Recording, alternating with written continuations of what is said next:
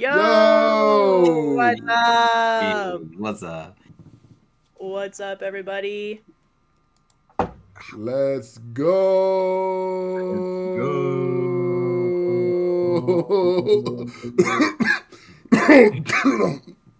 Oh, Lord Farquad has a frog in his throat.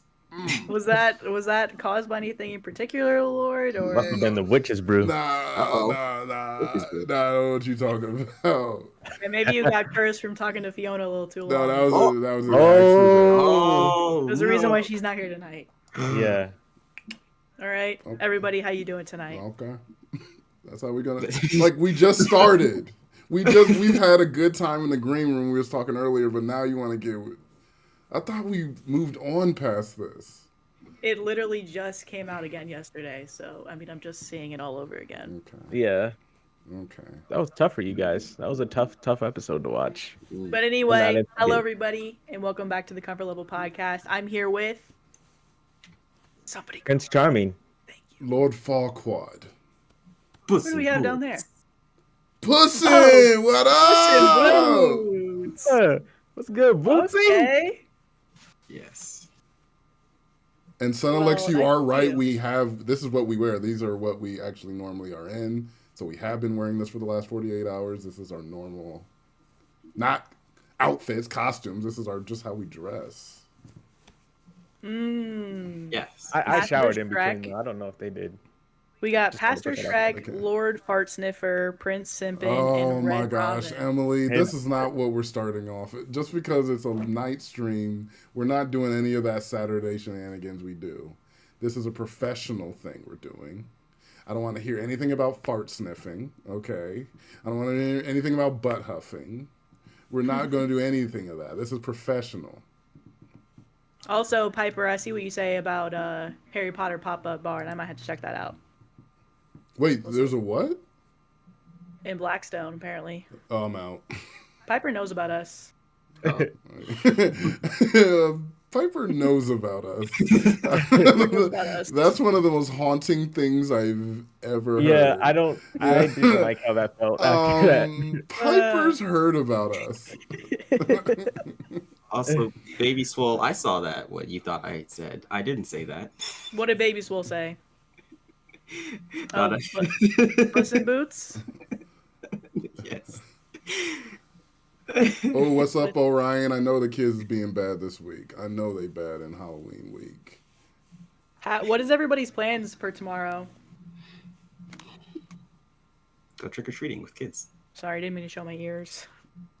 That was put gross. those away. That was gross. It's weird because it's like, that's like the one thing that like I'm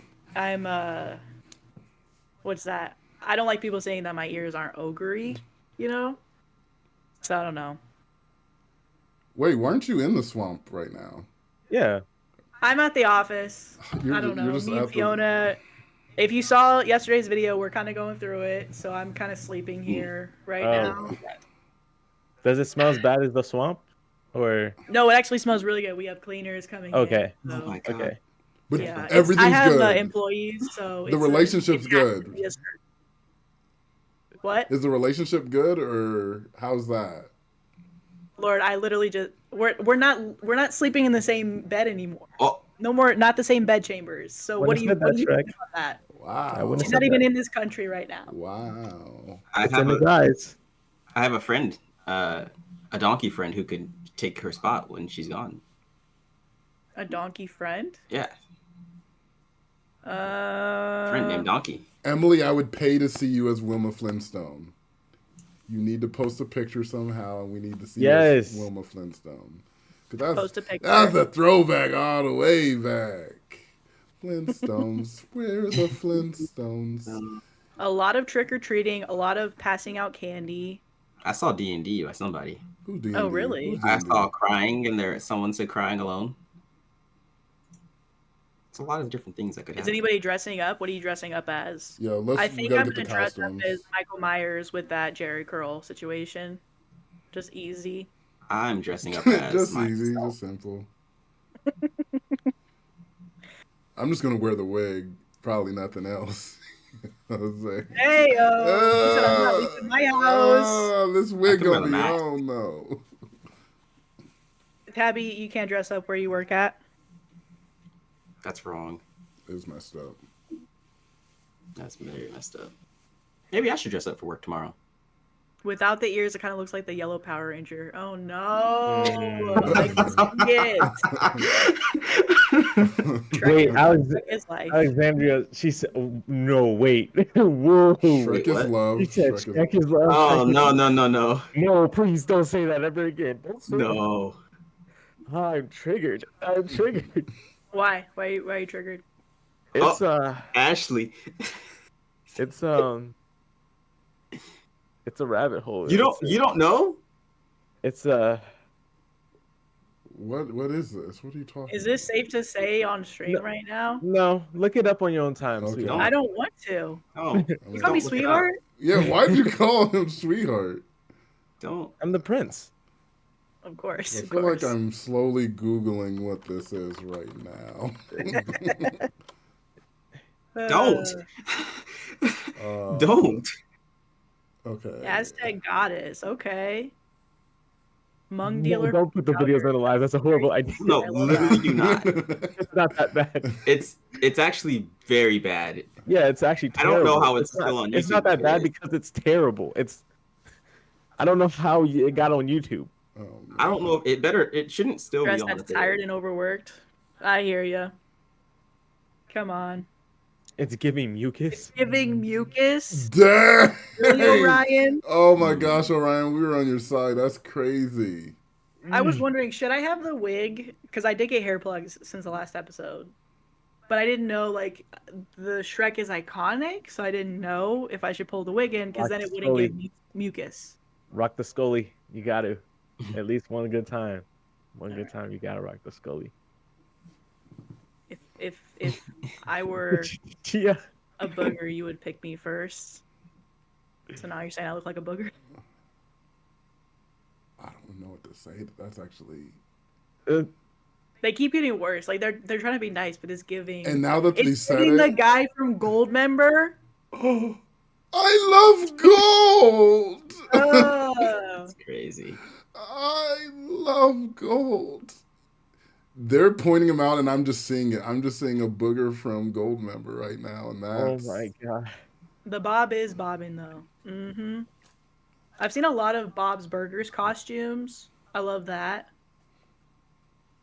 Everyone I see has a shirt. Can we get a close-up on you? Is there a close-up that we can get on you, Lord, with the Bob? Does Lord Sam Quad look so tiny? He likes to look tiny now. Even though we've talked about it, he's literally the tallest out of all of us. It's like his thing. Like, that's his brand. So... I am small and innocent. Brand. They're short and they're big and bad. Puss is huge for some. Puss is way bigger than I thought Puss was. Yeah, watch out. Puss, where are you at right now? Yeah, where are you, dog? I'm in a bar. Okay. All right. Is it a cats only bar? Shh. We don't talk about it. Okay. No dogs allowed though, huh? Wow, he did not like that one. He's pretty silent on that one. Okay. I hissed. He hated it. I did. It must not have caught it. I hissed. I see you're in your room, Prince Charming. Not that I know what that looks like. It looks like a bedroom. Yeah. I'm telling Fiona. Huh? This is, I'm telling Fiona. Snitches get stitches. Why would you sell me? You're my friend, right? So I'm like, a I prince. can see Lord doing that, right? Listen, Friends. I'm putting bands on there. I'm putting bands on your head, boy. Careful. Wait, what's the sign over your? What's the sign over your room say? Don't worry about it. Why do you have? It says Mama's boy. Did your mom design your room for you? Did Fairy Godmother do that? Maybe she did. Maybe she didn't. It's my room. I feel like she definitely That's the one did. reason why I came in. Yeah. I'm telling your mama, and I'm telling Fiona. I'm telling both of them. Where's Donkey? We haven't talked to Donkey in a few months, actually. Are you gonna say why? He's just busy. Like he doesn't hang out with us anymore now. He's got kids and a wife. I don't know. Something changed. He's a cool we're doing. dude. Okay, we're gonna do the fake answer. We're doing the fake answer. You say what you want to say. The fine. reason, okay, because I'm like, we're trying to protect someone who I don't think we should be protecting. Okay. Donkey proceeded to kick all of us with his hind legs to the floor, broke Prince Charming's collarbone, right? Puss was in the hospital for weeks. It was a very long time. Shrek took it, and I know like you're proud, you're like, oh, it didn't hurt, but I know you were hurt, Shrek, when he kicked you. Yeah, I do have a chiropractor bill I need to pay. So we cut the weight. We cut the weight. He's a violent individual. He's always been violent ever since the movies. He's gotten his head too big. Yeah. I don't know. See, that was your friend, and you keep trying to defend him. Like, I hear how you're talking like, I don't know. He's cracking out. He's a bad guy, and you still protect him. Okay. I do understand. Like, he's not in the group anymore, right? He hurt everybody else. He hurt us. Hurt people. And that's my favorite quote from the movie. That's why I love it being in there. That's my favorite part, too. It's not from Donkey, but it could have been. But, I mean, yeah, it is what it is. People change. I feel like he got more violent over time. I feel like before he wouldn't kick us, he would kick a wall, and now he's like kicking us, and it's just like. But I don't want to speak badly about him. Like, let bygones be bygones. I will speak badly about him. I mean, it is a threat to do that because he's going to kick you again. He's an ass, man. He is. He literally. He's an ass. So. I'm a donkey apologist. Yes, it does sound like someone's maybe I have some changing to do. You need to hear donkey side. That's maybe we do. Yeah. Maybe we bring him in sometime. Maybe we need to figure out why Donkey kicked everybody. I don't know if that explains it. I mean, because he kicked. At the end of the day, he kicked. He did kick. He did kick. Well, so if we were attacking Donkey, listen, Donkey, learn to control your emotions, right? Like, don't just be kicking people. Yeah, because when you were talking about when he kicked the wall, and you were like, "Oh, he kicked the wall. That's better." I was against it then. I was like, "You can't control your emotions, but you can't kick the wall, Donkey." Okay. Anyway, we should probably not be addressing stuff. Okay. Well, the person we're talking about isn't even here. No, you're right. You're right. Other things. Hey, you know what? This brings up a new segment we're trying out for the streams. It's called In the Comments. In the comments. In the comments. In the comments. In the comments. Interesting. Because listen, sometimes you guys are saying something that is not being said that from any of us, and sometimes it changes our opinion. So I think we should go back, look into the comments, and see if what you guys have had to say have swayed our opinion in any way. And also bringing up points that other people might really resonate with that we didn't say. Yes, and people in the stream, you also comment, tell us what you think. If you had seen the video already, what you thought before, what you think now. We're all trying to learn. Yeah, we're all trying to learn. Yeah. Except Prince Charming. Prince Charming's never trying to learn, but he's never trying to learn. And that's fine. He's never trying to learn. The rest I'm of a us. prince. I can do whatever I want for everything he does. Okay, so what video are we gonna do, Maddie? The video we're talking about, we're gonna do a story from yesterday's video. That most people disagreed with our takes, but there were some people that agreed with it. But it was the first story that we did. It was about the OP. Well, let's just watch it because I can't think exactly what it is, but I'm trying to think of what the title is. But it was OP with custody. Okay, here we go.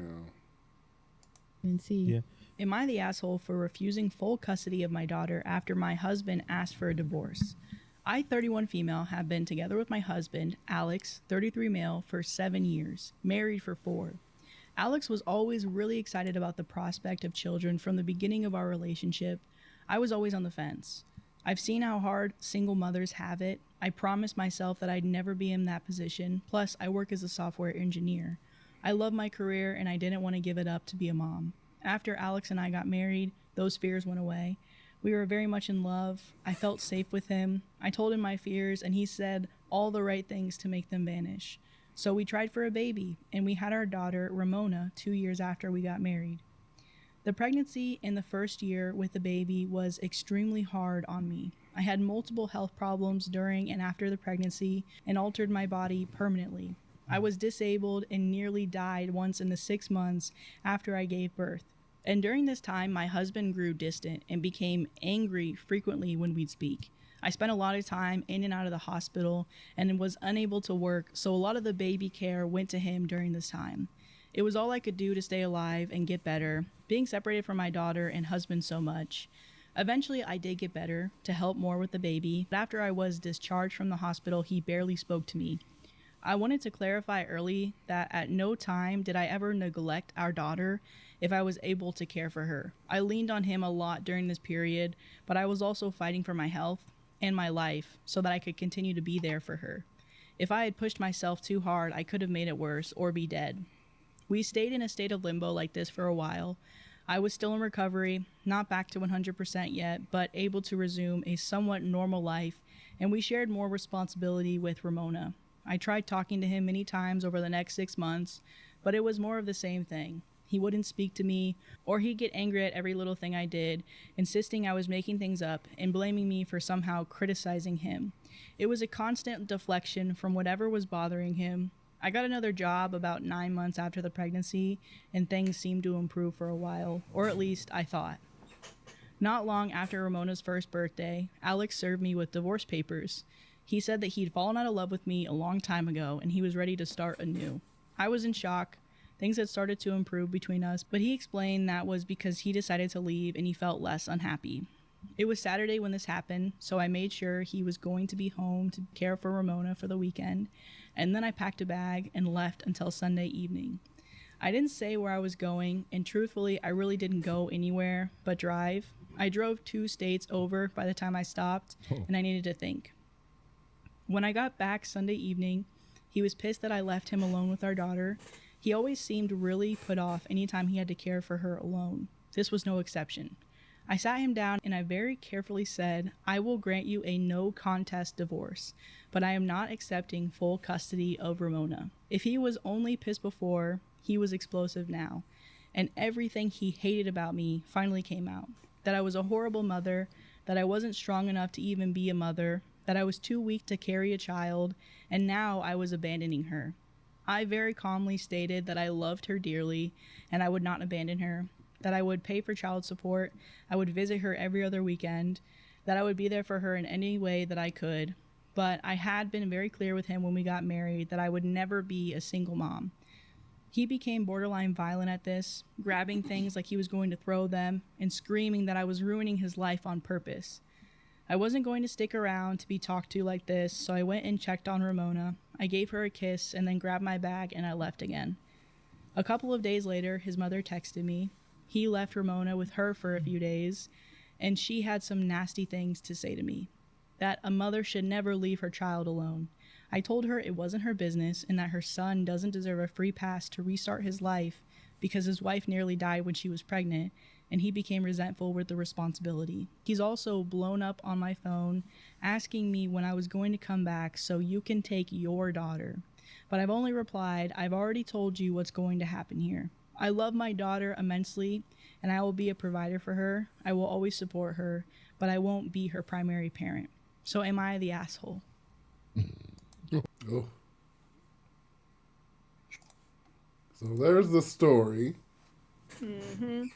I'm actually curious, before we go to the comments, Puss in Boots, this is your first time hearing the story. What do you think about it? Okay. There's a lot. Really saying, okay. There's a lot to digest here. Because I actually did listen to this story previously before we started this. But the thing is, and even just having listened to it again the second time, I've seen more clarity into it. I feel like the mom's talking about how much she cares about her daughter. And obviously, you know, we've all talked to, I've heard you guys talking about the husband. Everyone knows terrible from what he's doing, right? No argument there. man needs to do something to make himself better. But as far as the mom goes, it's like she says how much she loves her daughter. She talks about like, yeah, I really want to make sure she has a good life growing up and everything. But it's like she's only leaving him or leaving the daughter with the husband. That's all she's ever doing. She's saying, I would want to visit the daughter every other weekend. I don't want to take full custody. It's like, okay, well, he doesn't want the daughter, but you love your daughter so much. Why don't you take the daughter from him? And then I see everyone's talking about adoption is the best option. Why don't you take the daughter and then you do the adoption process yourself? Don't just leave it with him, who's obviously being violent. He's getting ready to throw things. He's just leaving it with his mom. You take responsibility for what he's not going to do if you love your daughter so much, right? I think that's the biggest thing I can pick out right now is that, like, not to say she's fully an a-hole or anything, but I think she does have more responsibility than rather than just leaving the daughter with the father who is quite literally on the verge of doing something probably pretty bad to either the daughter or the mother or anybody else in his life, right? Mm-hmm. Yeah, so there's like a few people even in the comments right now, like that kind of, I don't know, maybe we should go to the comments now because there's even some stuff that's like that like Baby Swole is saying where, do you know which one I'm talking about? I think it's like a longer paragraph one. Basically talking about how is it okay for the man to do it but not the woman. Yeah, that one. That last one. This one? No. The second one that you went to? Okay, so this one says, first story, OP is not the asshole. She told him early in the relationship that she would never be a single mother and how important her demanding career was to her, which I think we can all agree with. Mm-hmm. He fully blindsided her with a divorce after she fought for her life to carry and birth their child. And he's the asshole for that, in my opinion. If the genders were reversed and the father had the child every other weekend, the entire world would be calling him a good father. That's where I'm like, No. and even Baby Swole has said this. Yeah. I don't think that's a good father. Right. And I think that's why we were very much like, listen, everybody sucks here. Somebody else said that I think a little bit further up, but like she doesn't suck as much as the dad. Like I don't think there's an equalness. I think the dad is bad. Not only for trying to use like what she was going through against her, also being violent towards her and the baby, blindsiding her with the divorce. But even though the world might be like, okay, well, that's a good dad, I don't agree with that being a good dad, which is why I was like, I'm not going to say that she's not the asshole for wanting to only have partial custody. Right. I think that's where it's like, either way, that's pretty messed up. And the baby deserves to have somebody who wants to be there for as much as they can be, not like, I only want to be a partial parent, you know? And I think in watching it back, you could see our responses as, since we're focusing on the OP because she wrote the story and we're not talking about the dad. In our heads, the dad's bad. Like the dad wanted a kid, ended up backing out, doesn't want to take care of the kid. Like he's already in the wrong. He's fully in the wrong. He's the main reason why they're in this situation. But we're not taking away the impetus from OP, who also has skin in the game. This is 50% her child as well. And they're both, to us, assholes for not wanting to take care of the most important thing, which is Ramona, who's getting the short end of the stick in this whole situation. Oh, and I did... Adventurin, I saw you. Welcome to the chat, Adventurin. Glad to have you here. Hey, Adventurin. I don't know why you said that so aggressively, Sam. I'm just always aggressive when Adventurin... I don't even think she said really anything bad. I just have to be aggressive. So we're... But, yeah, and I think that's part of the reason why I was asking some of the questions I did in the response to, because at the end of the day, that's gonna really just hurt Ramona at the end of the day. It's sad to think like the story is focused on, you know, specifically their scenario, but at the end of the day, the byproduct is, at least in the way I was thinking everyone sucks here because it's not what you guys are doing. It's what you guys aren't actually accounting for afterwards, where it's like, hey, Ramona's going to grow up knowing that two parents did not want her. And at least for me, that's where my heart was. I just couldn't I feel sad for Ramona at the end of the day. Yeah, and I think someone in the Yeah. comments spoke about it earlier about the resentment that could build up of you having a child that you don't want and how that would affect your relationship with them. Kids can pick up on that stuff where you're like, I feel like you ruined my life because I didn't really want you in the first place. And if I continue to be around you, that's just going to seep into our relationship. Yeah. Like adoption is to me weirdly, because I'm like, oh, two parents and I'm just going to give them up adoption. And I'm like, yes, if the kid can have a better life and someone who actually loves them and wants to take care of them, that's definitely the ideal way to go. Or even if the OP isn't able to, I know a lot of people were talking about OP not being able to actually support the child because of the disability. Like, then, okay, well, then definitely try to do adoption and run that process. But it's like, at the same time, when the father is just sitting there like, oh, I'm not going to take care of this child. It's like, well, obviously, he's terrible for saying that. Come pick your child up. Like, brother, that's not my child. That's our child. Like, So I want to speak about some of these comments in the chat because a lot of people are saying really good stuff, and I don't want you to think we're not seeing it. So CM said, not sure. Now they are tossing the baby like hot potatoes. The men do it all the time. Does not make it okay. Both should have the responsibility in all aspects. Financial support is not enough, which I agree with. And somebody else said, Tatiana said, I think it's unrealistic to split a kid 50-50 unless you live on the same block. One parent is always going to be a primary, and I think the mother has to be the primary just because she's the mom. I don't think. All right, I don't think. Thank you. Yeah, and I agree with that. I know that that is societally what it is. So I get what a lot of people were saying of like maybe being frustrated of us feeling like we were, and it wasn't everybody, but some people were just seeming like frustrated, like we weren't, like we were,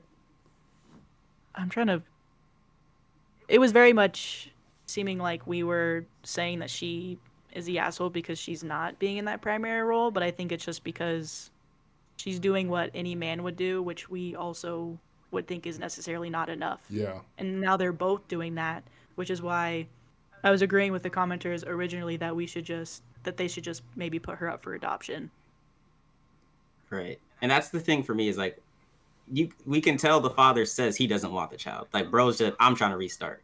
But the difference is like the mother says, oh, I love my child. I love my daughter. It's like, okay, we'll do a little more to make sure and show that you love it. Because like, if my parents came and said, I love you so much, but they just said, oh, but we're going to leave you for someone else to take care of you your entire life. And not because they can't take care of me, just because they didn't feel like it. It's like, did you really love me? Like, and again, OP did vocalize from the beginning that I think she said she was kind of iffy on kids, but the husband really wanted to have kids. yes. Yeah. So definitely we do understand also that like she wasn't necessarily always wanting to have a kid in the first place. It wasn't really her pushing for it in the first place. Mm-hmm. And I think what Orion said is the closest to what I feel is like. And Orion said, in my opinion, you can want what you want, but as soon as that kid comes into the world, your priority should be making sure that they're okay and taken care of first. And that's how I would feel about it. If I don't think I can take care of a kid, I should do everything in my power to not bring a child into this world, because that's an extra responsibility that if I don't know if I can do it, I probably shouldn't do it. We had other comments pulled up, but we kind of just spoke on it entirely from this one comment. Yeah. So. I mean, this comment was also important because I think it speaks to the entire. Can you sound that out for me? This is from Maria Agustina Blanco, 1948, and it's 2-2-2-2-2-E. Ha ha ha. And where does that? And I think what does that mean? When you just think about the theme of what we've been talking about, this is it. Right. See, it's moving people in the chat.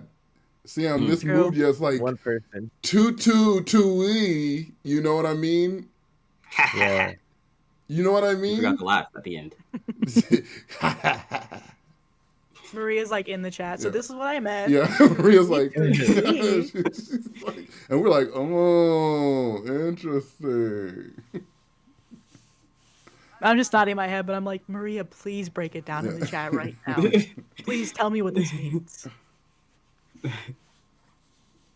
So, But is the husband not more of an asshole for being violent? No, absolutely. Yeah, I think we could say the husband. Like, if we're not necessarily saying they're both equally the asshole. Yeah. Like, I think they're both just not fit to be Ramona's parent. Like, he is bad for being violent. He's bad for like having this expectation that OP's gonna raise his kid and he can start over. Like, yeah, he is the asshole. I wasn't necessarily trying to make it seem like one is more than the other. Right. I think like, here's the problem. I think we all agree that the husband, he's beyond salvageable, right? Mm-hmm. That's the problem. It's just like, okay, screw that guy. So we're more focused on like OP of like, okay, this is what you need to do to make this situation better. I think that's more of why we're not even talking about the husband. Like, screw that guy. Purely for Ramona's sake. Yeah. To be honest, in my opinion. Sam, who are you waving at? huh? Who was Sam just waving at? I was waving. Oh, Theo? I was waving at Theo. Yeah, I think when we say everyone sucks here, it's not an equal thing. It's just No. we're just saying everyone's not good in the situation. Everyone's to blame in some sort of way. It doesn't mean everyone's equal, I ain't but ranking everyone's anybody. doing something wrong. Hi, Nebulous Fart. No, I can't believe we have a follower named Nebulous Fart. I don't know if I fully can get behind a Nebulous Fart. It's I the like how at the emoji end he added the too. fart. Yeah. Yeah. She said, "Love you." Love you. Ugh. It's got an echo because it's in space because it's a nebula. Twitters. Hello from the UK. So let us know what you guys think about this segment. We're trying it out, the trial. If you guys hate it, we'll never do it again. If Madi hates it, we'll never do it again. So Well, I'll try it at least 8 more times because I have 9 lives. You got 9 lives. Oh. We only got 1, dog. We Right, got so one. I'll be doing it all We by only myself got without y'all one, there. man. I'll be reviewing y'all's opinions. So check out Steph's. Yeah. No, I don't got time for that. Asher said, even if it smells good. She's talking about the fart. Wait, who said Talking about that? nebulous farts. Wait, who's Ashley. Ashley, what are you on? Ashley, what are you on? Ashley, are you Wait, and Nebula what? in the same room right now? No, Ashley in some weird stuff. Ashley, what are you on? That's galactic stank right there. Ashley said, I like it. Heart? What? You know she's not talking about Hey, that. what is she on? I like it.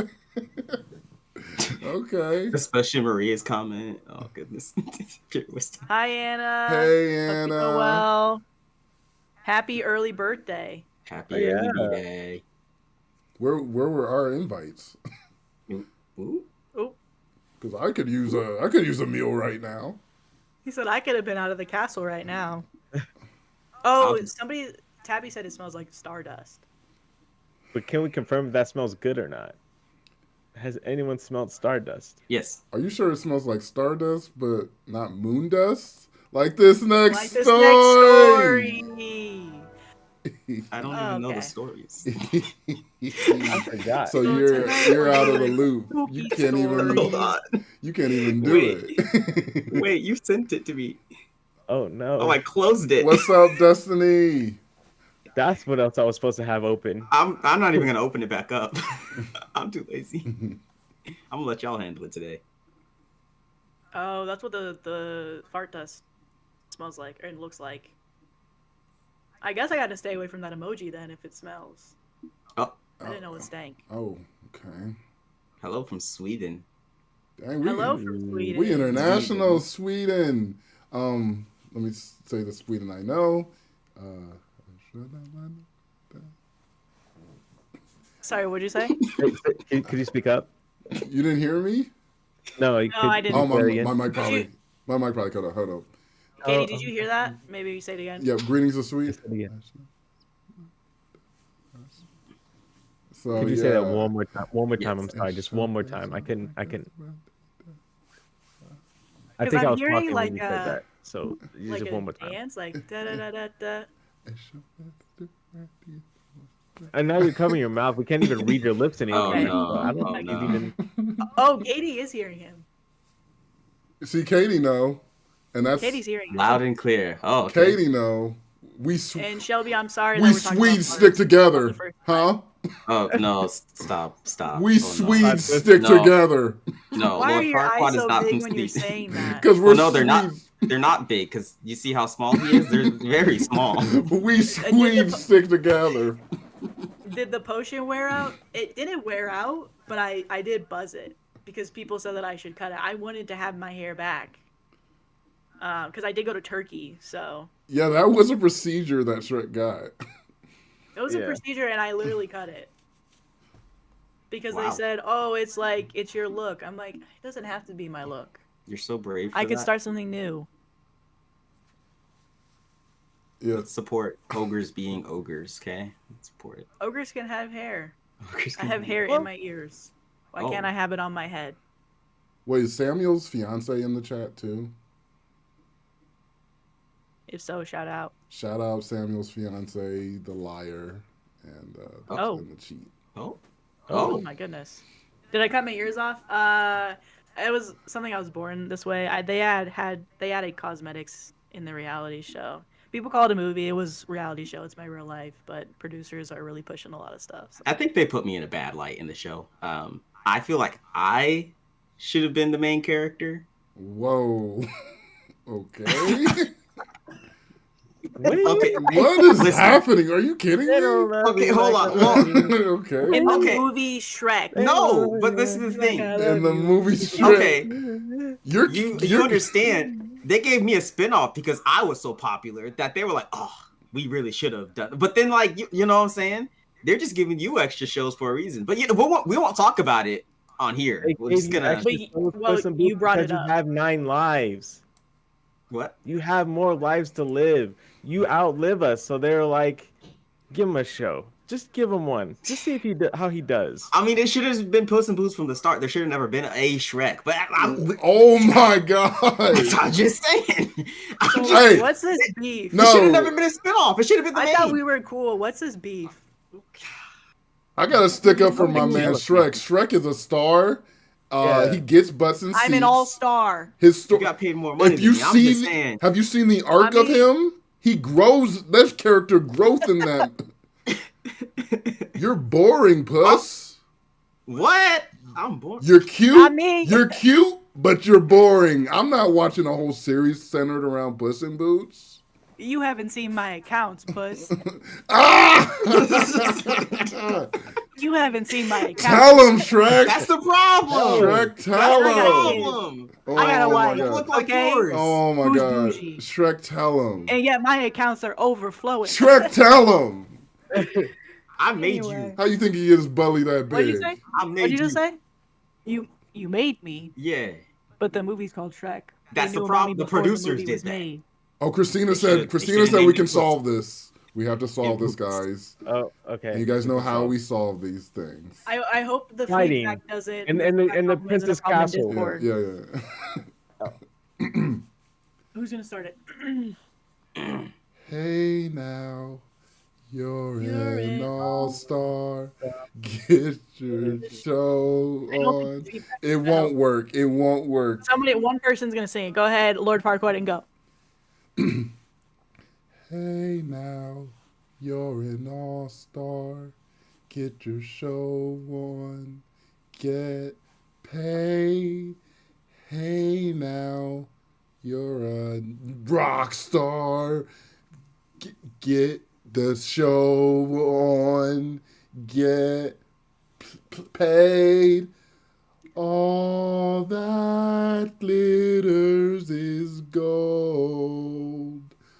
Only shooting stars break the mold. And then Brandon, it's your part. Go ahead and take it away. Do, No. do, Oh, that is part. Yep. They're gonna go higher. do, do, do, do, do, do, do, do, do, do. So people are asking where Simon is. I don't have a buzzer, but I. Oh wait, that's wrong. That's too good. That's like celebrating. Wait. Yeah, he did that right. Yeah. But wait, how you do that? But he did that right. He did that right. It's in Discord. Yay, clap it up, guys. Get out. Yeah, we're all good. We're all happy now. All of us are happy now. I guess I think I gave you the golden buzzer. To me or to Brandon? To Brandon, because you Or to almost chat. didn't, so. He only knows Simon. It's almost 2 a.m. though. Thank you, Bree. You gotta sing it with us then next time. Felix loves the Puss in Boots costume. I would say thank you, but I didn't come up with this, so thank you to Shrek for making me, which I just complained about. That's all right. I'll take my little itty bitty paychecks. We're the rich neighbors for trick or treating in Omaha. Yeah, well, my swamp, if it were in Omaha. Not Puss in Boots' swamp. You stay having candy at your swamp. Wait, your swamps? Honestly, I'm coming to Shrek's swamp. Crack open a can of tuna. we have leftover candy from the shoot. Hey! They're sour Skittles, but they don't taste like sour Skittles because they don't have They're the not sugar sour. thing on the front. Don't let Shrek lie to you. They were never sour. Right. When I went into Walmart, that's what they said. They said this is ogre safe candy, and I was like, "That's okay." They lied to you too, Shrek. I'm sorry. Yeah. It wasn't sour. And ogre safe is a stretch.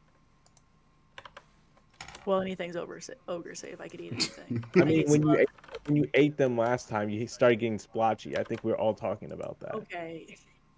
You don't need to say. I'm trying to get rid of this. Anyway, maybe we get to the story. Yeah. We got spooky stories tonight. We got spooky stories. Spooky. We got spooky stories. Spooky story time. We got spooky stories. And we... Thanks, Ashley. Appreciate it. Okay. So, this first story is from you/the Eagle Strikes. Shout out to this writer who let us read this. And it is titled, Don't Let the Moon Grant Your Wishes. Why you Okay. make a wish to the moon? Like a genie, something else? A fairy? Maybe this is why the genie only grants wishes. I'm a genie in a bottle, baby. Okay. Don't let the moon grant your wishes. Get it together, Lord. Oh, wait. What? Never mind. Oh. Just speaking some Swedish, so you guys What's don't that need mean? What's that mean? What does what mean? Yeah, read it. Oh, the Read Swedish? it. Okay, Translate let me it. read it. It says, Translate it, though. damn, I feel old. I don't know how things work in YouTube Live. That's what it says? Yep. Okay. We'll address that after this. Don't let the moon grant your wishes. The year was 2002. I was a young man who had become detached from a tour group in the midst of the Australian outback. After a few hours, I started to succumb to dehydration. I was envisioning a plodding, labored death in the heart of nowhere, but that didn't happen. It seemed like a mirage, but the moon spoke to me, looking upon me with far-flung craters, which felt like remote eyes. The talking rock said that it could save me. I followed a misty, moonlit trail across the arid landscape, and I eventually stumbled onto the town that I had been trying to find. Later that night, in my hotel bed, the moon called to me. It offered me 3 wishes. I rushed to the window, confused on how to as to how my replenished body, now fed and water, could still be hallucinating. And yet I somehow knew that it was real. I knew the moon had saved me from the desert. What do I have to lose by making some wishes to find out? So I wished for 3 things: money, safety, and health. The creature had many conditions, but I heeded the warnings from every story I've ever been told about both genial and ghoulish genies. The moon made the parameters of its wish granting quite clear. No wishing for more wishes, no wishing for more wish granters, no wishing for things to give to other people, No wishing for anything that would contradict the laws of your natural realm. The ideal wishes seemed obvious. Money. More money than anyone could ever need. Obviously, I couldn't shower loved ones with wealth. I kept my job to support my family, but I used the riches to support my own needs. There's always a catch with wishing. Becoming the wealthiest man on earth will make me a target. And when I realized that, I had the idea for my second wish. Safety. I was not asking for security beyond the laws of nature. I simply wanted assurance that my financial safety net, if it were ever discovered, would be protected. But what about security against the passage of time? I can't wish for immortality. I can employ the world's greatest doctors, of course, but that's not enough. Health. I specified to the moon that I was simply talking about safeguards, which would abide by the laws of nature. For example, if I ever had a genetic proclivity towards developing certain diseases, either physical or mental, perhaps the wish granter could provide a cure. Perhaps the moon could simply conjure a cure for every ailment that could ever face a human being. The Rock conceded that even if there were no current cure for certain illnesses, it could provide a solution for every health problem that might befall a human being. The moon couldn't make me live forever, but it could ensure that I live for an absurdly long time. I thought I'd covered all the bases. I truly believed I had outsmarted some sort of deity, and I was a fool. I never should have made any wishes, but I certainly shouldn't have made the third wish. 20 years after my Australian encounter, my wealthy and healthy life took a sour turn. The moon ensured that there would always be a cure in place for my ailment I would face. If it had abolished my mental illness, thanks to a wondrous pill that I wasn't permitted to share with others. So this November, I wasn't fazed when my doctor gave me a harrowing diagnosis. Congestive heart failure, the woman said tentatively. Not to worry, I thought. The wish granter will fix this. It gave me a pill for my mental well-being, and I'm sure it'll give me a new heart too. Perhaps it'll simply grow one for me. I waited. Like a werewolf in a kennel, I howled at the unresponsive moon for attention. Nothing. After weeks without solution, I started to feel consumed by dread. Has it forgotten about me? The wishes were supposed to apply for the rest of my life. Then one night the moon arrived. It didn't speak from the sky. This time it spoke from the darkness of my house. A floorboard groaned in the far corner of the living room. Heart thumping rhythmically against my ribcage, I found myself staring into the depths of my lounged, darkened corner. Something was watching me. The direful creature I hadn't seen for 20 years. It had no eyes or discernible shape, but it had awful white lips, which glowed like a deformed moon in the night sky. Fear gripped me. It's you, I croaked. I'm sorry, the creature wheezed. You do not have much time. There's a waiting list for heart transplants, but I thought that you would have some means of speeding things up, I replied, trembling at the hidden thing in the corner of my room. Yes, I must grant your desire. It is my only purpose. The moon mouth maliciously whispered, a wish is a contract. I will find a heart for you. Before the creature evaporated, its white, lifeless lips curled upward into a malevolent grin. The almost human expression filled me with a feeling of terror, which cannot sufficiently translate to words. Suddenly I realized the dread in my heart was more than dread. Oh, fuck. I thought as I clenched my chest. It's happening. An invisible blade twisted into my heart and I felt my body seize. Blackness swallowed my surroundings. My vision faded. Just one more time, I remember thinking. Let me see Wendy and Maisie one more time. And when I woke, I was in the hospital room. Dang. My chest felt light. It was the healthiest I've felt in weeks. Wendy was sitting at my bedside, tears flooding her vacant eyes, and a smile was forcefully painted onto her pale lips. You're awake, my wife whispered. I smiled. Hello, sweetheart. I must have given you a scare, but I feel better now, though. She sobbed and squeezed my hand with a tremendous strength. There was love in that squeeze, but there was also rage. Inconsolable rage. They did it, honey. They gave you... She moaned like a wounded animal. You have a new heart. That explained the lightness in my chest, but it didn't explain the fear on my wife's face. Her agonized expression haunted me. Why is she so distraught? I wondered, shuddering. Wendy, I whispered. What's... Maisie, my daughter interrupting, now bawling. This evening, she was in an accident. She didn't... Wendy didn't need to finish any of her sentences. I knew what had happened to our daughter. I knew whose heart was in my chest. I knew what the moon had done to grant my wish. Shrek, what was that? What do you mean? Shrek, what was that? I thought we could listen to some spooky stories. You didn't Did you tell guess me. the plot twist? No, I didn't guess the plot twist. I didn't tell you about what? I told you we were listening to spooky stories. I know, but I thought you meant like, ooh, fun, spooky stories. Like, this is a good time. Spooky stories aren't supposed to be fun. They're supposed to be spooky. I don't. Is the Lord scared? The Lord's never scared. But guards, surround me, please. I need more guards. I would like to return to the early comments of this story. How do I get so high that I can speak to the moon?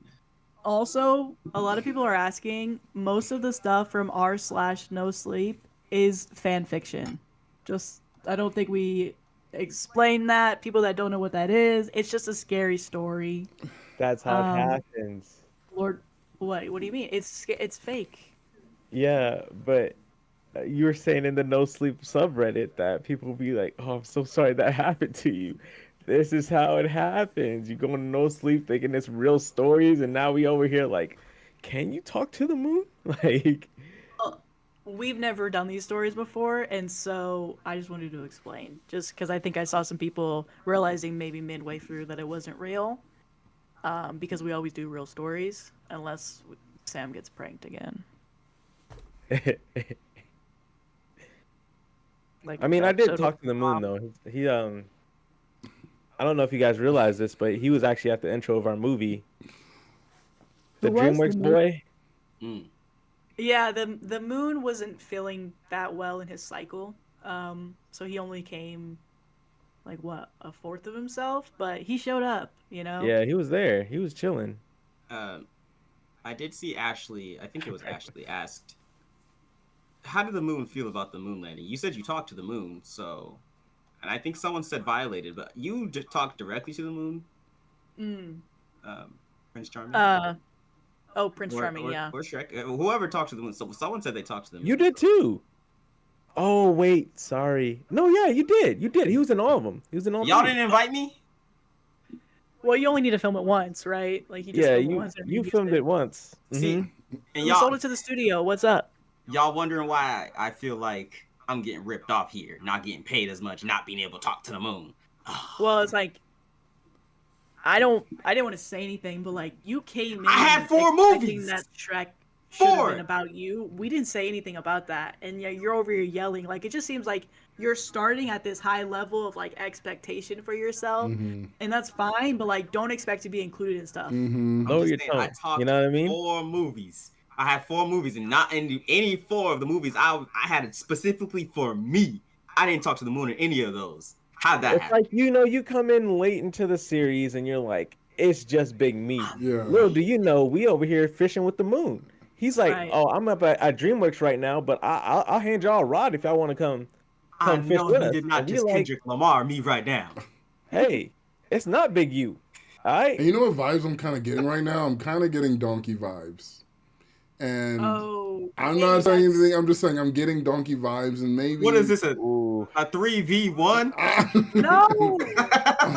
Why do you think the world is against you, Puss? Listen, man, you Puss, came in Puss, with listen, some listen energy. here. It's my movie, right? You came in with some energy towards me. I didn't ask you about why you weren't in the movies, why you weren't the main character in the movie, and now you're adding me into whatever Lord is saying. He's short for a reason in this shot, okay? Puss, Because he's you're always not like causing us. You don't have I'm not main like character energy, Puss, and I'm like, let me someone be real. Y'all just tiptoeing around it. You're not a main character, Puss. You're not like us. You ain't like, and I can say that too because I'm not a main character. I know that. That's okay. I'm fourth build in Shrek 1. I'm not You know even what? up there. I'm not even above the Listen, fold. I'm Shrek, forever a main Shrek. character. All the And I just wanna dissing say that I've done also- for you, I would like to apologize and take it all back. I'm taking my album down. You have an album? Oh You have my a diss track God. against us? Oh I'm like, my gosh, I he's didn't know about to about go that. crazy. Oh no. I'm gonna go ride a bike somewhere. Oh Also, no. I mean, I know we were just making up and stuff, but like Tatiana pointed, because a lot of people in the chat are for you, Puss, right? But Tatiana just pointed something out. We weren't even invited to the Puss movies. You were invited. And let's be real. Are some of us closer friends? Yeah, Let's talk because about we it. can talk, we can hang out, and someone's not holding their whole movie over us. Shrek doesn't do that. Shrek should do that, and he doesn't do that. The only thing I get mad at, Tabby, thank you for the super chat. Thank you, Tabby. Yeah. Puss had put Donkey up to. Wait, you sent Donkey after us? Listen, hold up, wait, okay. Wait, He's what? not in the Puss story. That's because of Listen. you. Listen, Oh All right. my gosh. Tabby, Oh. cats don't tell on each other, all right? So what you doing? What you doing? Okay, Sam just said Puss Beans Kiss in Swedish, and I did know that because I was watching Love is Blind Sweden. Oh yeah. Puss puss to each other, and me and Brandon were talking about that. Puss puss. Puss puss. So anyway, you say that. Sorry, I got distracted, but okay. Puss, puss. Wait, we back to it. We back Only to it. one word is Said in there's English. only One one word. orange cat. Ooh. Dang, Alright. Tabby's trying to get you out of here. Nah, it's all right. And it did seem like Donkey came out of nowhere. The way Donkey, like, he didn't even like make eye contact with us, busted through the room, just started kicking Hey, he kicked me Wait. too, though. Wait. to throw us think off, I got a way we can guess. settle this. Nah, I he got a was way we so can mad. settle this. I got a way we can settle this for sure. Cause cats don't like water, so Puss, we just gonna throw you in a lake like this next story. Oh. I'm about to open up to so I can see what the stories are. 'Cause this is... I just don't like getting taken off guard like that. Like, that was rude. He was like, Showed I him was his gonna be face. on a whole He's a- tirade.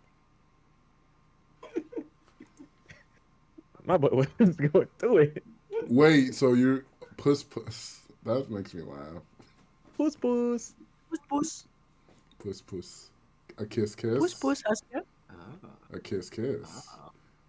Or if you say Yeah, if you say we're- puss puss, you're like only one word is in English and one word is in Swedish. You decide. Yeah, you figure it out, girl. I want a puss puss. What?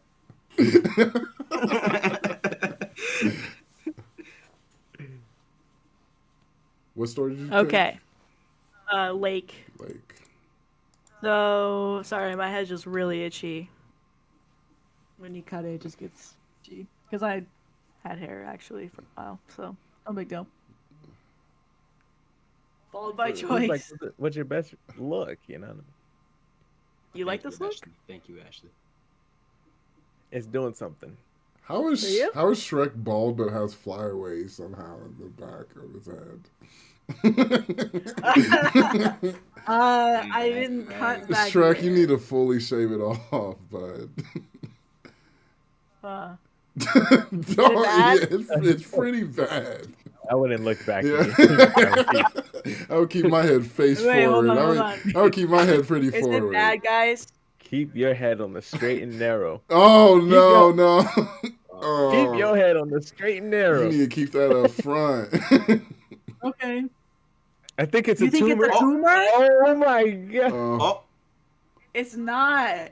I just like to keep a little patch back Wait, there. some people are digging it. Ashley's digging the bald. It's a calm mullet. People love the blonde Little too. mullet. A little mullet action. That would be Farquad good. roasting everyone though. Yeah, the mullet. Look at that. Oh. Look at that. Can we do a hair shake? Cause if you love it like this, then you Oh. do it like that. And if she moves like this, then move it like that. Come on. Shake, shake, shake, shake, shake Shake it. it. Wow. Very good. I need to pull it up a little bit. Now it's Puss's turn. I'm not saying it's not real. Seriously, Puss. What am I doing? Just show off the fit, you know. Show off what you're doing. Don't hurt him too much. Oh, Yeah, hurt don't him. hurt him too much. Uh-oh. Yeah. Oh! Oh! Oh! And let's see that clean head, Shrek. Let's see that thing. Shrek got up. Oh! Don't hurt him. All right. Remember, all right. keep your face forward, though, Shrek. Yeah. Yeah, don't look back. Yeah, Shrek, no. No, Shrek, no, Shrek, no. no. Oh, no. All right, come on, Bobina. Let's go. Buzz down. Struggle with his rounds. His castle pink. Castle pink. Brown. No, you can't.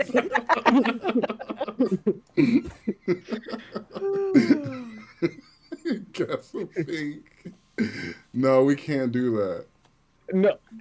Oh my god. We can't do that. Exactly. Stiff wear, Daniel. Exactly. Stiff wear. Danielle said it, man. How dare stiff wear. Edna mode. He said hair on Edna. Got that hair on Edna. All right, settle in, folks. We got a long one. We got a long one. Okay. Get your drinks. Get your snacks. If you don't have your drink or snack, maybe consider getting a drink or snack. Take it. You can take us to the toilet though, because it's gonna be a long one. H2O. We got a Red Bull. We got H2O. Anybody else got something? Cheers, mate. Don't ask what's in my bottle. Put it in the frame. Put it in the frame. You ain't gotta know what's in my cup. Hey. Hey. Maybe we should. Husker's You got staring the at me right now elixir. like he needs something. So I don't know. I got nebula farts in here. You feel me? Oh, okay. I got a nebula fart up in here. You feel me?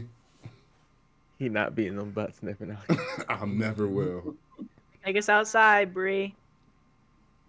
Bye, Katie. Thanks for coming. Bye, Katie. Bye, Katie. Thanks for watching. And go get you a nebula fart while you're out there. Okay, get that popcorn, Felix. Hold up, what? Chili. Mm-hmm. ML with the chili. This is reality show Shrek. You're seeing the real stuff that usually gets cut out. Yeah. Yeah. This is behind Like- the scenes. We all I get didn't even know along, about it's this just we beef don't- with we don't Puss. always, you So- know, No, like, I'm like, he kind of waited for it to bring it out. I think it was kind of Yeah. crazy. This should have It been was just random. Should've it's been soon a- enough to speak about. should have been I thought we were all a chilling. private conversation. I feel. I mean, Hey, Sam said I'm staying. Just ate my dinner. Let me grab something sweet, please. Bree's trying to talk to the moon. All right. Oh my gosh, Bree needs help. And I feel like I've always said Bree needs help, but Bree needs help. Bree is helping herself, okay? I'm trying to figure out if I have enough time to read the story because like we're like making eye contact and then he's like putting his face in the carpet again, so I don't know. Okay, I'm gonna be right back. Okay. I don't trust it. I'll be right back, folks. See you, Shrek. See ya. Oh, Don't turn. Look at us Yeah. while you walk away. yeah. Hey. Oh, Hey. hey. Hey. okay, Hey. Bree, 300. Oh no! We talked about. I literally said it. Lord, why does she keep doing this to us? I literally said don't look away from us, and she does it. She just walks away. Yeah, it was gross. Man, Shrek's my dog, but that's actually someone needs to do something about that because I thought Shrek was an ogre. Shrek's a dog. he's my dog. Oh, because I would say I don't like dogs. I can see what he don't get the lingo. You feel me? Yeah. Shrek's out like homie, compadre. Yeah. Oh. Yeah. I guess Not dog like dog the would actual be dog. scary. Dog is scary. To Yeah, hear. that We get it. I can see how that could be offensive towards you, and we did not mean it in that way. Amigo. Yeah. There you go, amigo. Yeah, amigo. All right, Amigo. Yeah, un gato. right. Wait, what? El gato. That's me. Yeah, see. Look at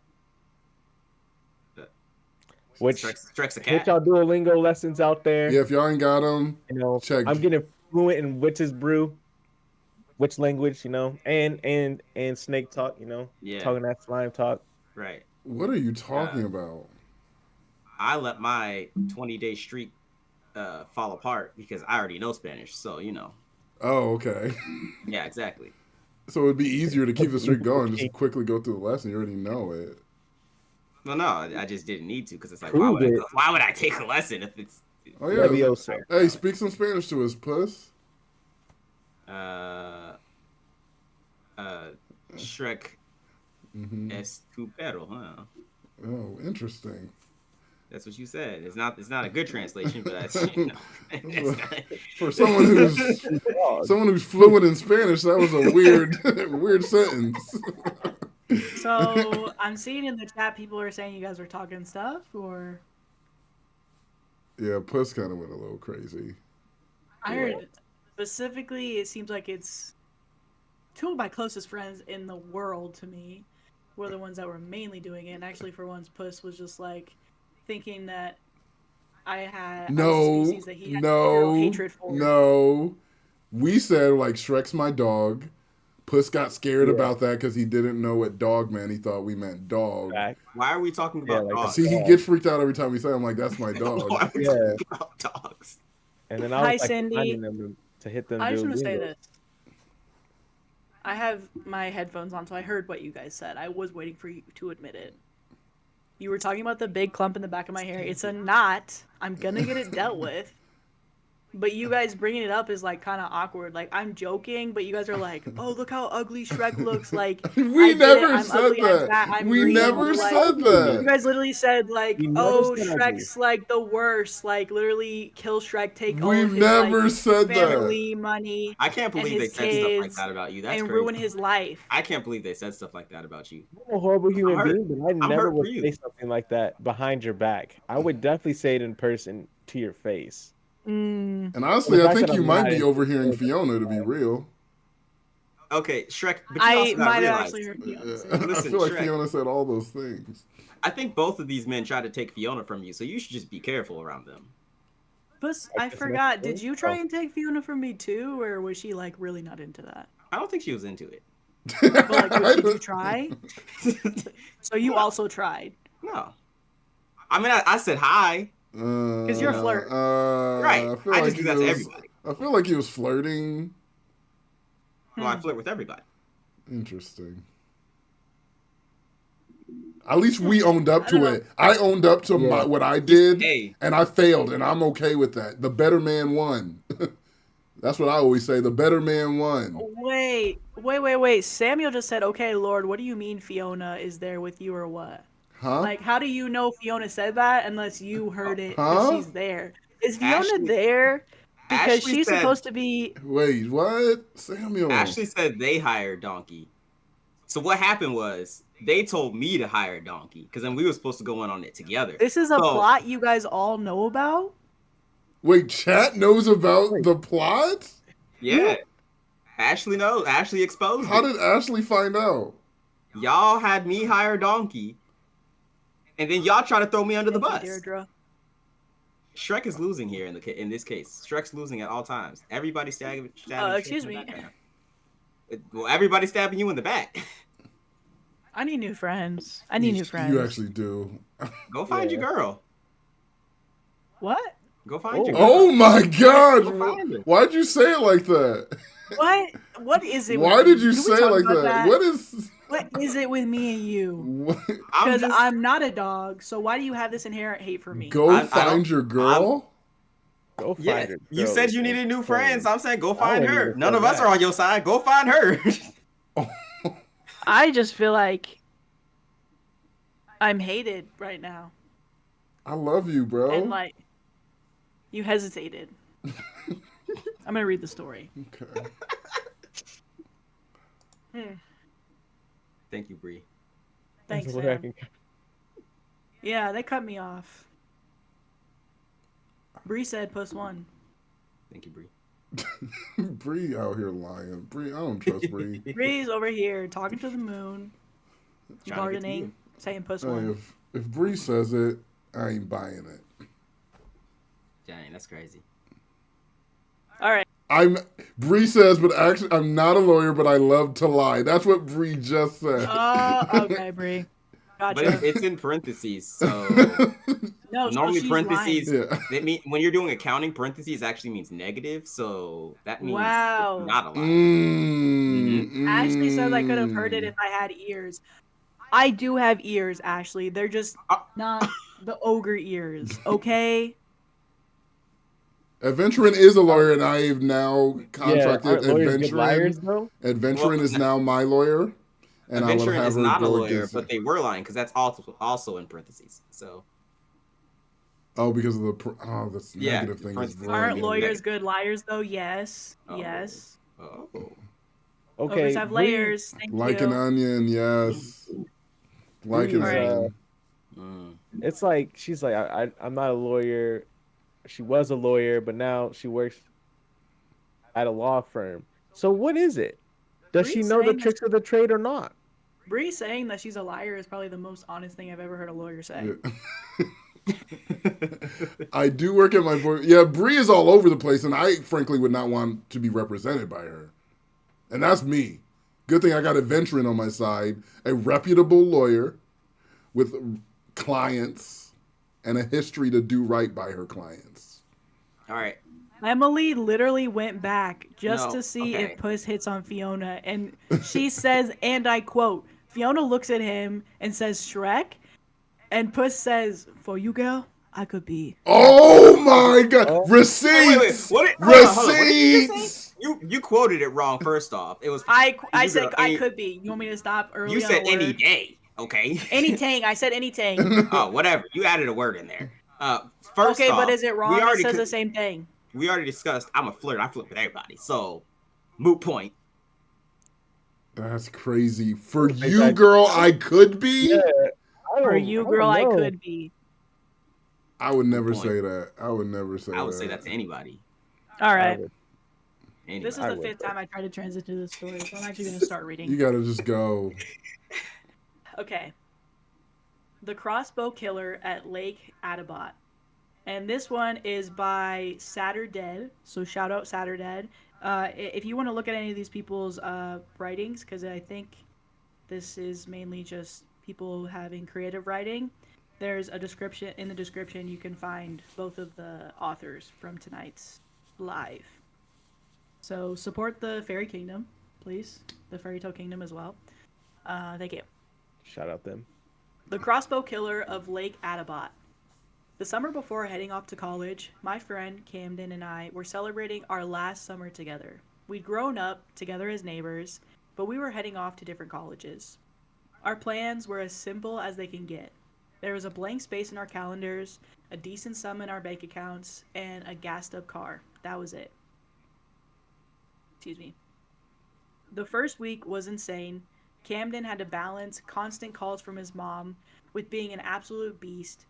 He'd be doing cranberry vodka shots 1 second and calmly describing his breakfast in perfect detail the next. We spent 2 days with his distant relatives in Rochester. Uh-oh. Uh-oh. Oh, You... Did the session end or something? What happened? guys? We're still there. We're still on. Yeah, we're still here. Guys? Hello? Hello? Can you hear me? Ooh, oh, Lord, where am Oh, I? yeah, I'm we're scared. back. Oh, you're back. Whew, it was a little scary. I was Oh. scared. Oh my gosh. Okay. It was just We me. spent 2 days with his distant relatives in Rochester. He may or may not have made out with his own cousin during a particularly high stakes truth or dare. I can neither confirm nor deny. A couple of days before heading home, we Wait. decided to have a final camping night. Yeah, I know. He just let that one slip in. Yeah, like what did I have to? Okay. We split up for a day to see our families and to get some supplies, and then we met up at Lake Attabat. Lake Attabat is a bit of a local secret. We got to know about it from Camden's cousins, who more or less dared us to go there. I mean, they expressly told us not to go there, but we took it as a challenge. It was supposed to be an old fishing lake, surrounded by small cabins for rent, but the owners had neglected them for decades. All that was left were these crumbling log cabins and an absolutely stunning beach. I was looking forward to getting some alone time with Camden. We'd been so busy living the high life that we hadn't gotten any time to just chill, to talk about the future and make plans. Maybe we go fishing. But when I rolled up to Lake Attabat, Camden was already there, and he wasn't alone. He brought 4 friends to keep the party going. The only one I knew by name was Harris. He'd been an acquaintance, hanging out on the edge of our social circle for a while. A weird guy who asked a lot of questions. But I also knew that the only reason Camden would invite him would be to get a shot at his older sister. We'd never been formally introduced, but her name was Tammy. She didn't look the part of your average law student. Maybe Adventure knows her. She looked much more at home in a mosh pit in a sweaty basement. Tammy had in turn brought 2 of her sorority friends. The 3 of them were in the process of claiming the least rotten cabin off of the beach as Camden and Harris collected firewood. Camden waved me over, calling out everyone to come meet me. My heart sank a little bit. It was going to be fun, but I would have liked to just spend some time with my friend too. This was quickly turning into something different. I was surrounded by smiles as I was introduced to Tammy, Pam, and Carrie. Harris gave me an uncertain wave from the sidelines. Camden wrapped an arm around my neck. "This is my brother right here," he called out. "I'm the pretty one. He's the good one." And just like that, the stage was set. We ended up making a fire by the beach, grilling a few hot dogs, having a couple of beers. Harris wasn't feeling it and ended up spending most of his time fixing up the floating dock instead. I noticed Carrie was giving me a little extra attention. She was a peculiar woman with a long face and almost cartoonishly large eyes, but her confidence and genuine personality was difficult not to like. I ended up talking to her for well over an hour. Harris came back with his hands on his hips, clearing his throat to get some attention. I need something to tie the tanks with," he said. "The what?" Camden asked. "What are you talking about?" "The barrels, the things that make the docks float." Harris sighed. I need something to tie them on." "Just ditch it," Camden frowned. "Come on, sit down, have a snack." "Didn't we say we were going to fix this thing?" Harris snapped back. "Or was it just something you said to keep me busy?" It got awfully quiet. I looked around and pointed to one of the old cabins. "I think I saw a garden hose out back. You can use that. It won't rot." Harris gave his sister and Camden a long look. He shook his head, thanking me underneath his breath. To Harris's credit, he managed to fix the floating dock. It was big enough for all 6 of us as long as we stood up. If someone was going to sunbathe on it... Oh. There I go. There we go again. Here I go again. On my own. I like Sam looks like he's watching a court case. No, wait, what happened? I looked up and randomly saw Bree saying, "I heard Sam Squad wanted to see his cousin." Shirley's rollerblading.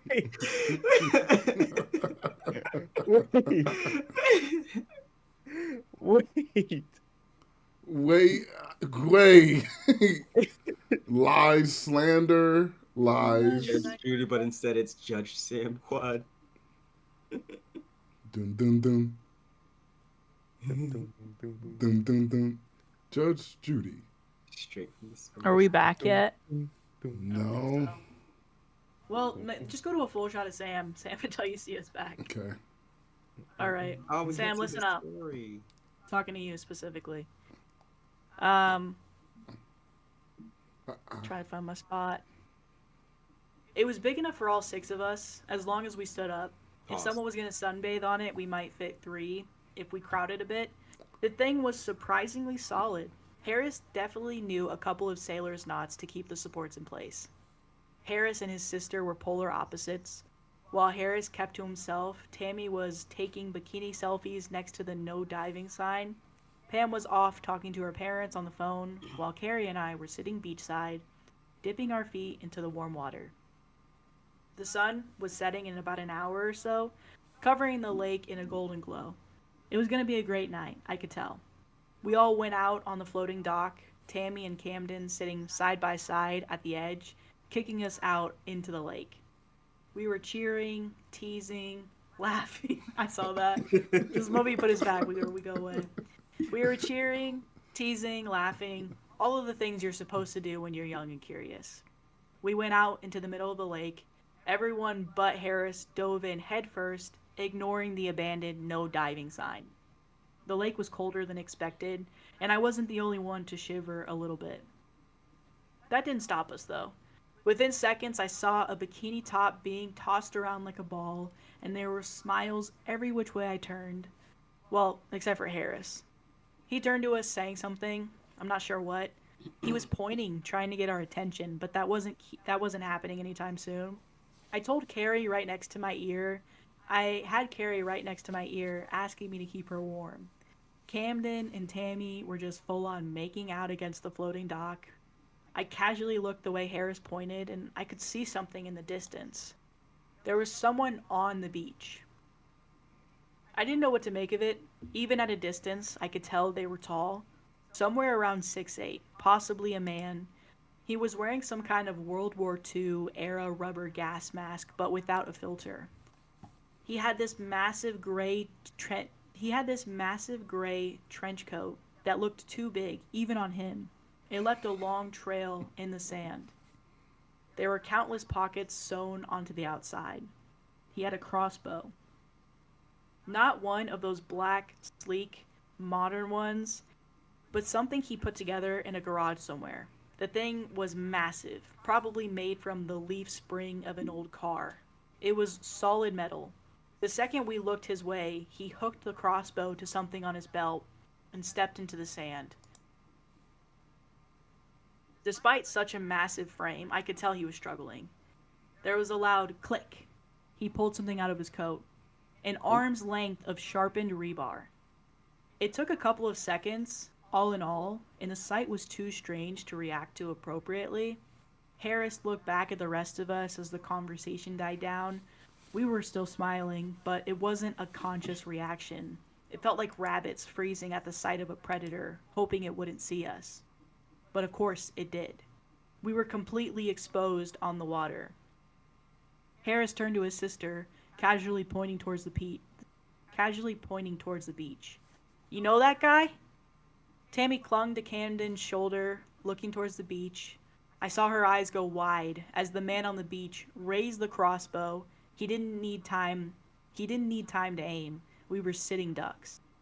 There was a click, a thunk, and a whip-like snap. It was less than a second. A bolt of sharpened rebar, as long as my arm, buried deep into Harris's chest. Yeah. There was no scream or cry, just a puff of air as his lungs emptied. I still hear that sometimes. A single forceful cough, like he swallowed something the wrong way. Ooh. The force was so intense that it just looked like turning off of a switch.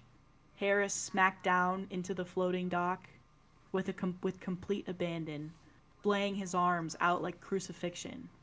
Immediate panic erupted. Camden held Tammy back from climbing up on the floating dock. Carrie and Pam hid underneath it. I didn't understand what was happening, and I lingered a little too long, watching our attacker hook the crossbow on his belt and step down, preparing for a second shot. Hadn't it been for Camden calling my name, I wouldn't have snapped out of it. I dove, swam over to the others, and hid under the floating dock. There was already blood dripping between the planks. Tammy couldn't stop screaming, her eyes so wide they looked black. She was shouting so loud and constant that it just blended into a mix, making it sound like nothing at all. This was just what the world was like now. Panicked, open mouths, screaming at everyone for answers. There was this awful cracking sound as 4 planks were torn apart by a second shot. The force rippled through the air, and I could feel it even at a distance. We all hid underneath the dock, keeping our heads down and trying to show as little of ourselves as possible. But seconds later, I heard him firing again. A couple of planks exploded into tattered fibers, the whole funneling Harris's blood right down on us, mixing the smell of wet wood with the sickening volumes of blood. Everyone was talking and screaming over one another. Carrie was screaming at us to dive, while Pam was telling us to split up. We didn't do either. Instead, I watched through the gaps in the dock how the man reloaded again and got down on his knees. He was planning something. He was shooting us at an angle, trying to get the bolt to skip across the surface, and it worked. What? There was this approaching noise heading straight towards us. I could see the ripples on the lake where the bolt had touched down. It was dark under the dock, but I could hear the shot slamming into the back of Pam's cranium. The water got warm as life left her. Tammy tried to get away, but Camden was holding her back. If she swam out from underneath the dock, she'd have an easy target. It happened again.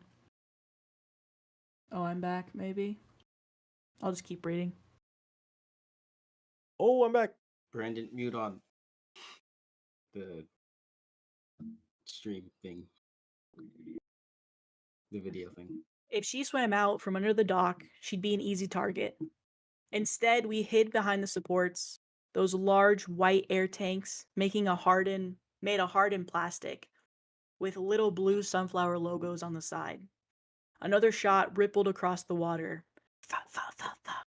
It smashed through the dock, effectively ripping it in half. As the last planks shattered, some of the supports came loose, but me and Carrie clung to them like life vests. "They're not hard enough," Camden screamed, holding Tammy close. "We have to do something." "What?" Carrie screamed. "What the fuck are we supposed to do?" Another shot. This one crashed into the side of the support I was holding onto, ripping it out of my arms. It snapped my shoulder so bad that I got a bruise. Ooh. It was such massive force, like a battering ram. I was fine, but left exposed.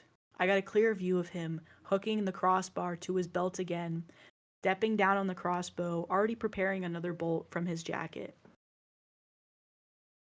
I waved at Camden, showing him I was okay, and then I dove. The support I had been hiding behind was intact, but had drifted off about 10 feet, and I could make it. Diving down, the water was surprisingly clear. I could almost see all of the way down to the bottom. There was more debris than I anticipated, things blown out from the beach and claimed by the lake. A ruined rowboat, an old tarp, and the remains of a parasol. The screaming was just a faint murmur. I saw their feet kicking wildly. Looking over at Carrie, her feet stopped kicking, and the water was turning red. The screams got louder, but not from her. I came up from behind the white air tank I had been clinging to. Tammy wasn't even making sense at this point. It was just an animalistic screeching. Camden looked like a fish out of water, his mouth wide open. The floating dock was broken into 2, but the pieces were still held up by the remaining supports. It was a little easier to hide behind, but it was just a matter of time before this whole thing would sink. I dove down again. At first it was to get away from a potential shot, but I had an idea. I swam down and I grabbed the tarp and the old parasol. It was just a couple of aluminum poles at this point. Coming back up, I held the tarp over myself like a makeshift tent. Using one of the poles at an angle, I figured it might obscure me just enough for him to miss a shot or two. It smelled like old dirt and algae, but I was too panicked to care. "He's gonna run out of bolts," Camden yelled. "We gotta bait them out." There was something to do. There was something to it. The bolts were large, and even with a large jacket, there couldn't be that many left. Tammy watched him closely, and as soon as he finished reloading, she called, "Now!" And then we all dove, trying to move around. I ducked my head under the surface as I heard the approaching th. Another bolt, gone, disappeared into the lake. I came back up, hiding under the tarp. I tried to take long breaths, but it was difficult. Not knowing when the next bolt would fire meant that it could come just as I exhaled. As Tammy called out another, "Now!" I dove down like a bullet. I looked at the others. No more blood in the water. All feet were still kicking. We managed to bait a couple of shots. Then it was just a long pause. No one was calling out anything. I looked out from under the tarp. Camden and Tammy were looking out from the side of the wrecked dock.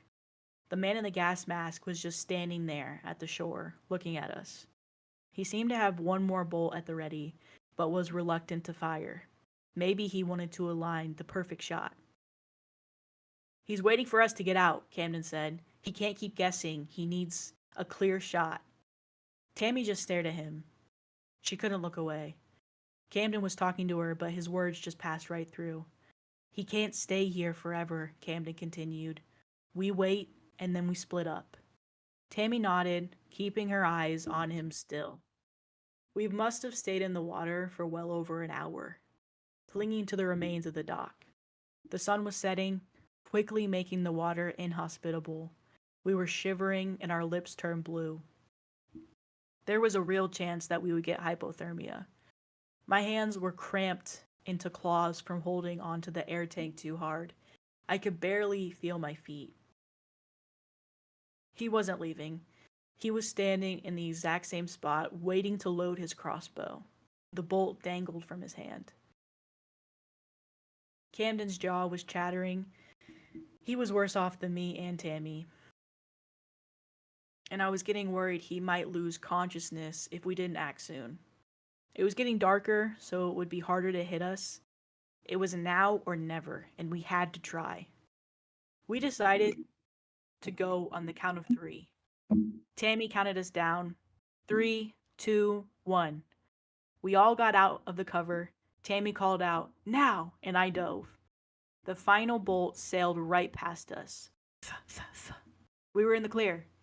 I popped my head up to see the others heading straight to the shore. The man was just standing there trying to figure out his next move. We were halfway to the shore when I saw him put his hand down in his other jacket pocket, and he pulled out another bolt. It was a trick. He had faked running out. Camden called on us to scatter. Tammy told us to keep going for the shore. I begged them to get cover. Our voices intermingling into a yelling mess. As I saw him step down on the crossbow and loading another bolt, he took aim at us. "Now!" Tammy called out. "Fucking now!" We all dove, but we were out of breath. A couple of seconds passed as I broke through the surface. I heard the familiar thud, thud, thud. Except now, it connected to something with a sickening crunch. I hid behind one of the air tanks. I could see someone else doing the same in the distance, but I couldn't see who it was. The lake got eerily quiet, leaving only the echo of birdsong. I was colder than I thought. I hadn't noticed my teeth were chattering. I clung to the side of the air tank, letting my legs rest. I had to break the silence. "Camden?" I called out. "Yeah," he responded. His voice was weak, his throat raw. It barely sounded like him anymore.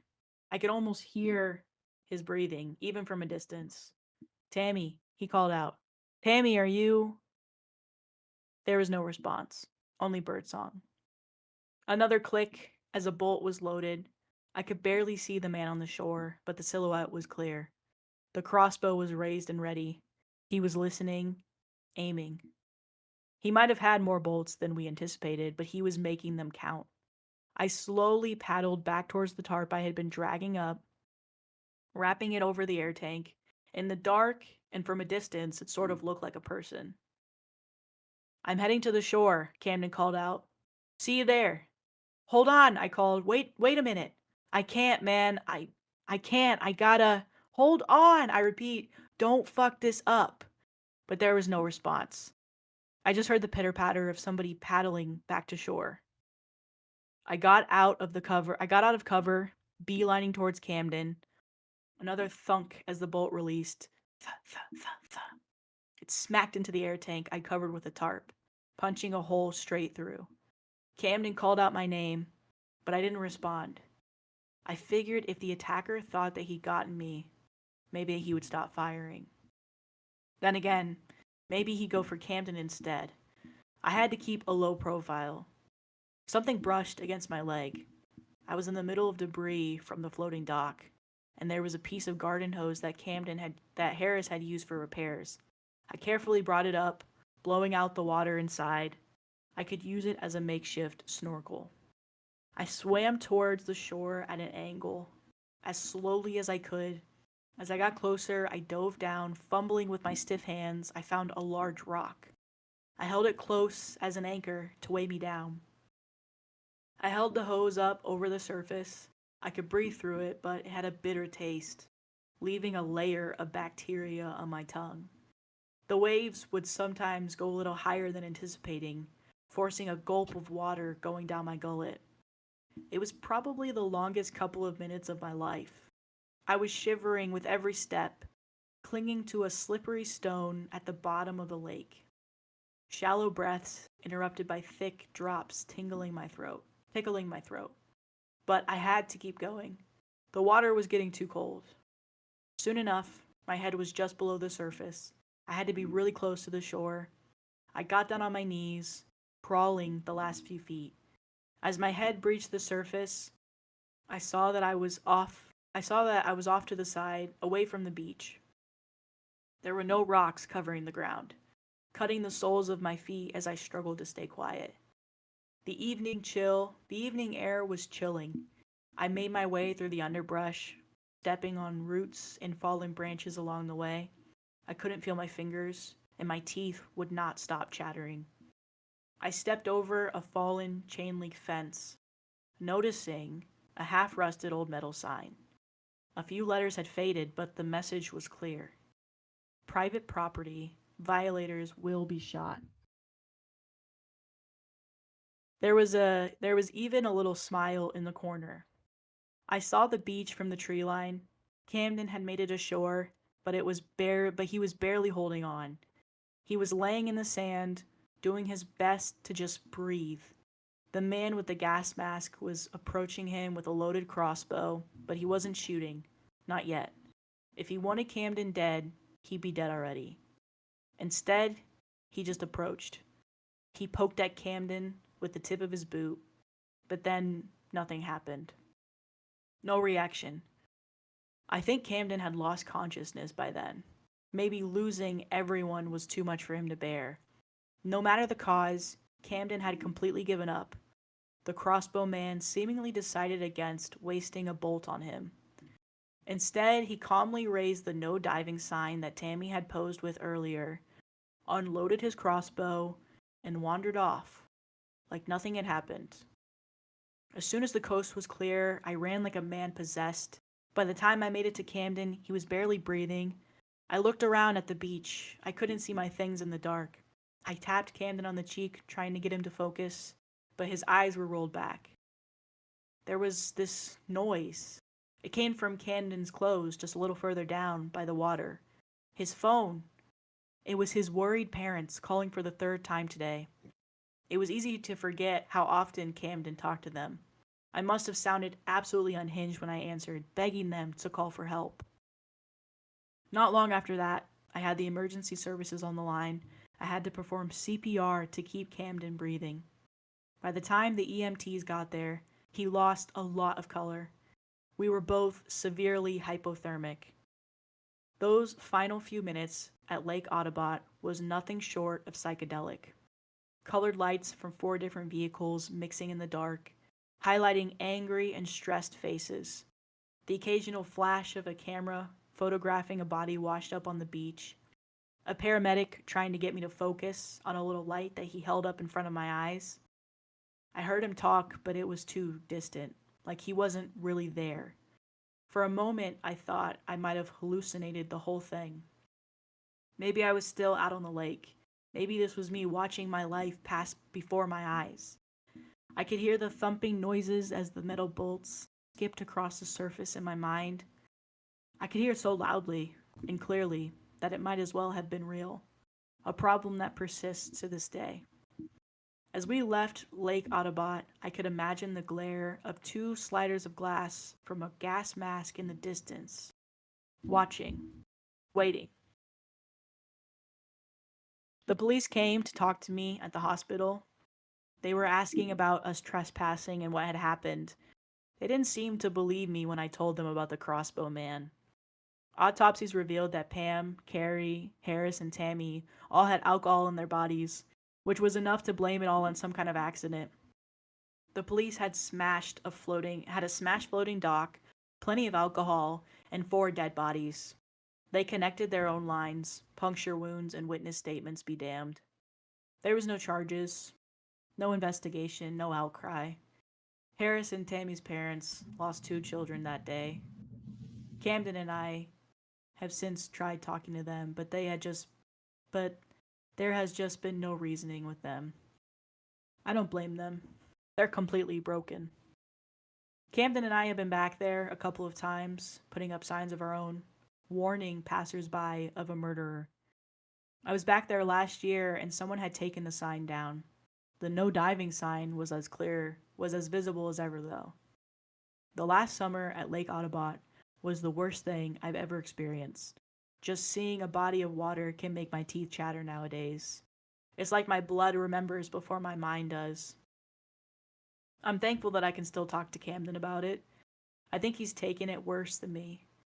He's much quieter nowadays, and he rarely goes outside. We're the only ones who really know, and the only ones who truly believe. We've tried to tell others, but they think we're making this up. It sounds much better to have a crossbow-wielding lunatic than people drowning from alcohol poisoning in a failing floating dock. And people believe what they want. There are accidents all the time. People go missing all the time. But sometimes the answer is right there, and no one is asking the questions. Everyone's Not the a-hole.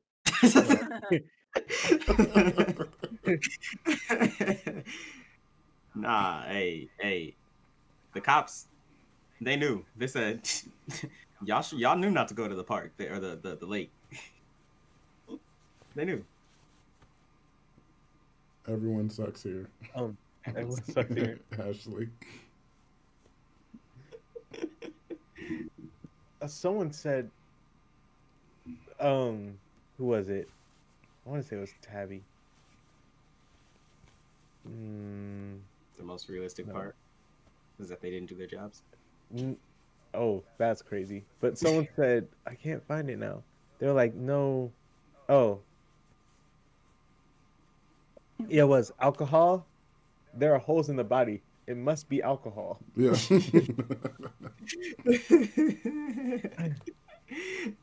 That's what I said. Hey, the cops knew. They was like, you stupid. Y'all done been warned not to go to there. We keeping that man a secret. Anna asked, but just so you know, this one is not real. It's storytelling. These are not real. Thank God. Could be based That on would have been a crazy story. Based on a true story. Shelby said, I'm sitting at the Taco Bell drive-thru, tune the fuck in. I feel you. Crazy. Hey, what's good, Taco Bell? Hey, give me a grilled stuff while you're at it, though. A cheesy gordita crunch, too, please. Hey, cheesy roll-up. Let me get 2. Tabby, yeah. Okay, I see you. That's what they want you to believe. Mm-hmm.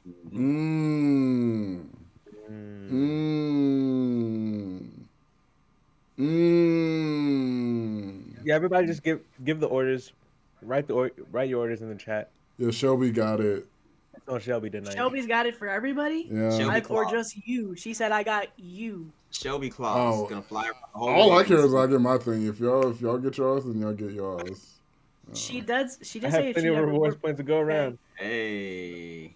As long as I get my grilled stuff, that's all I care about. All I want is my cheesy gordita crunch. Just one. You ain't got to even get more than one. I just want one. Listen, like I said, 2 cheesy roll-ups. That's it. I mean, cinnamon twist. Give me a cinnamon twist, too, though. Really? Yeah, The cinnamon twists aren't good. They're And a I had an Baja Blast. they're experience. rarely good. they're rarely good. But I Because it's grew up the eating them, so oil. I have to. It's like Yeah. it's required. It's a for me. it's a different Like, thing same. from when you grew up. I'm with you. But it's just required though. I can't go to Taco Bell and not. You gotta get it. try. It's You at just- least have to try. right. They fail every time though. I know they do. But the problem is, like, it's required. I can't go to Taco Bell and not get them. It's literally required. Oh no, I'm sorry that you have to go through that. I know. It's like it's signed into law. I did a blood pact and Yeah. everything. Like I have to do it. I was there when it happened, so Yeah, it's crazy. wild. But when they hit, When they hit, they hit. That's the thing. I've never had a hit in the last like 10 years. That's when the Taco Bell workers are like, they gonna love me today. yeah. Which there's Taco Bell, so they're never gonna say that. But This worker's like, I'm about to make a name for myself. exactly. And then they get fired. That's why they never hit again. Like, you put too much cinnamon on there. You know we don't have the budget for that. You care too much. Popeye sounds good right now. Don't do it. Actually, Too late at night. You can't trust it's way it. too late. You're messing. It's They're too gonna be late, but it mad. sounds Yeah, you're messing. fire. Well, I there. feel like unless you have a relationship with somebody that works at Taco Bell, and you know they're not gonna mess with your food, you can't be doing this late at night. But actually, there is a switch.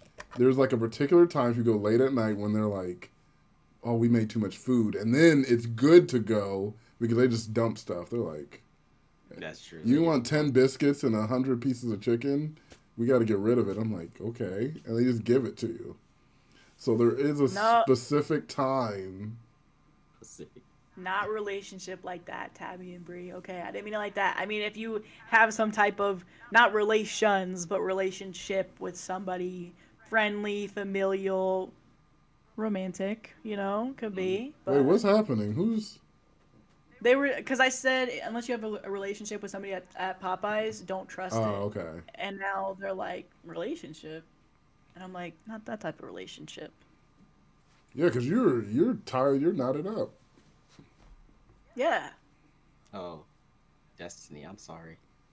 Hey, you want to know something I want to talk about, especially since.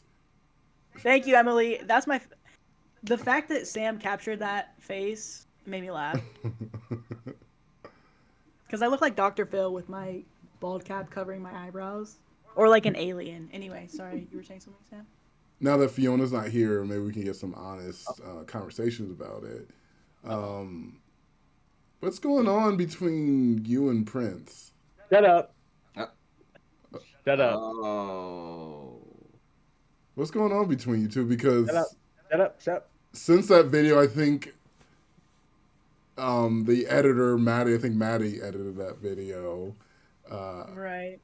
Towards the end, there was like some clips of how Prince was looking at Shrek and Shrek was looking at Prince. Oh. Caught some, and so I just want to give you guys you can clear it up now. Was that just coincidence or?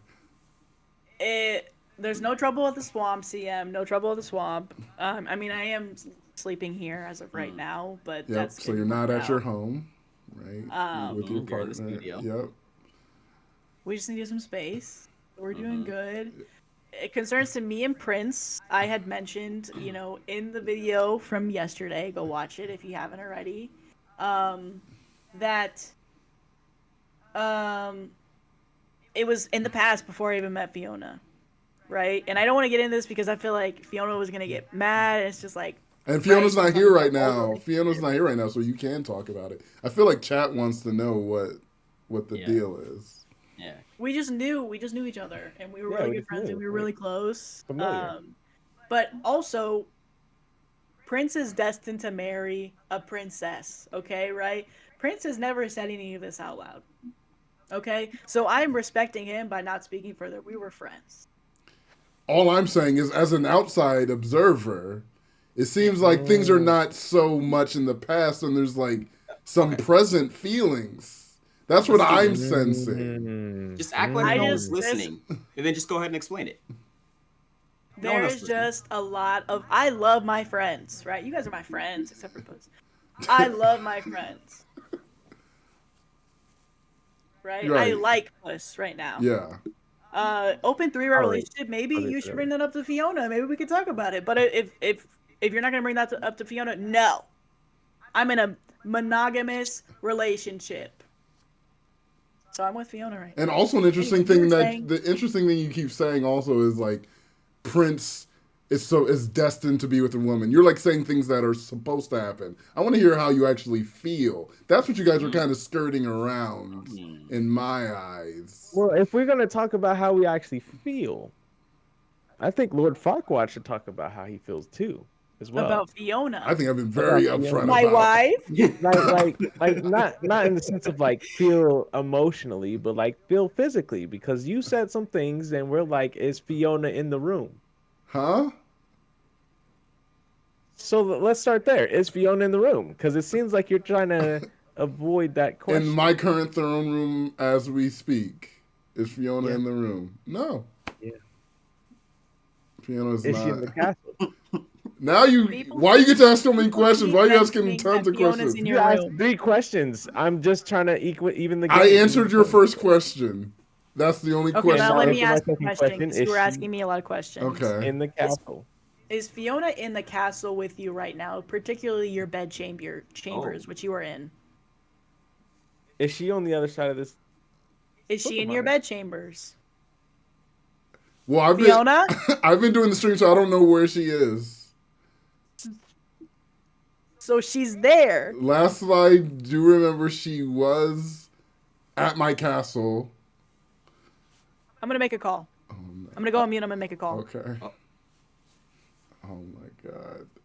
And it was just like a friend thing. Like, she had wanted to. So when I saw her earlier, I was like, Fiona, what up, girl? And Saw her earlier. I thought you guys were on the no contact list for each other. It just got done. It just ended today. Hola. Soy Puss in Boots.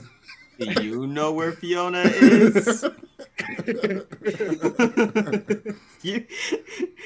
Can you say where Fiona is? All I can say now is Shrek's gone. Puss. If you know what I mean. Fiona, Puss. Oh, is that how you feel, Farquad? I mean, we know how you feel, Farquad, but I think her headphones are still on. Just saying. Someone just switched their. What? Emily. Map. Do you see that robot? Oh no, Emily.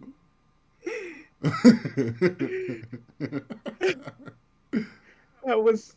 I mean, not. That was quick. That was good. Welcome back. Yeah, I don't. You know when friends go to people's houses, right? And they hang out. Yeah, I'm aware of that. That's essentially what we're doing. But it's like, given the history.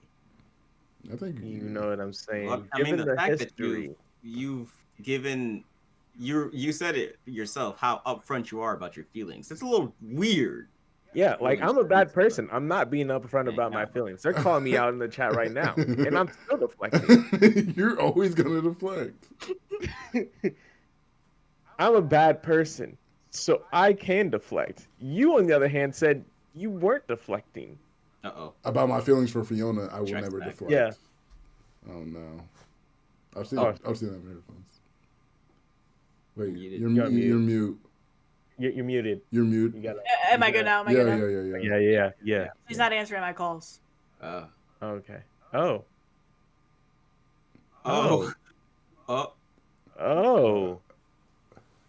Tabby. Tabby. What were you guys talking about when I was gone? We were seeing about the like what. We're talking about the movie with Mila Kunis and is it Ashton Kutcher or Justin Timberlake called Friends with Benefits, and that's what Tabby's referring to.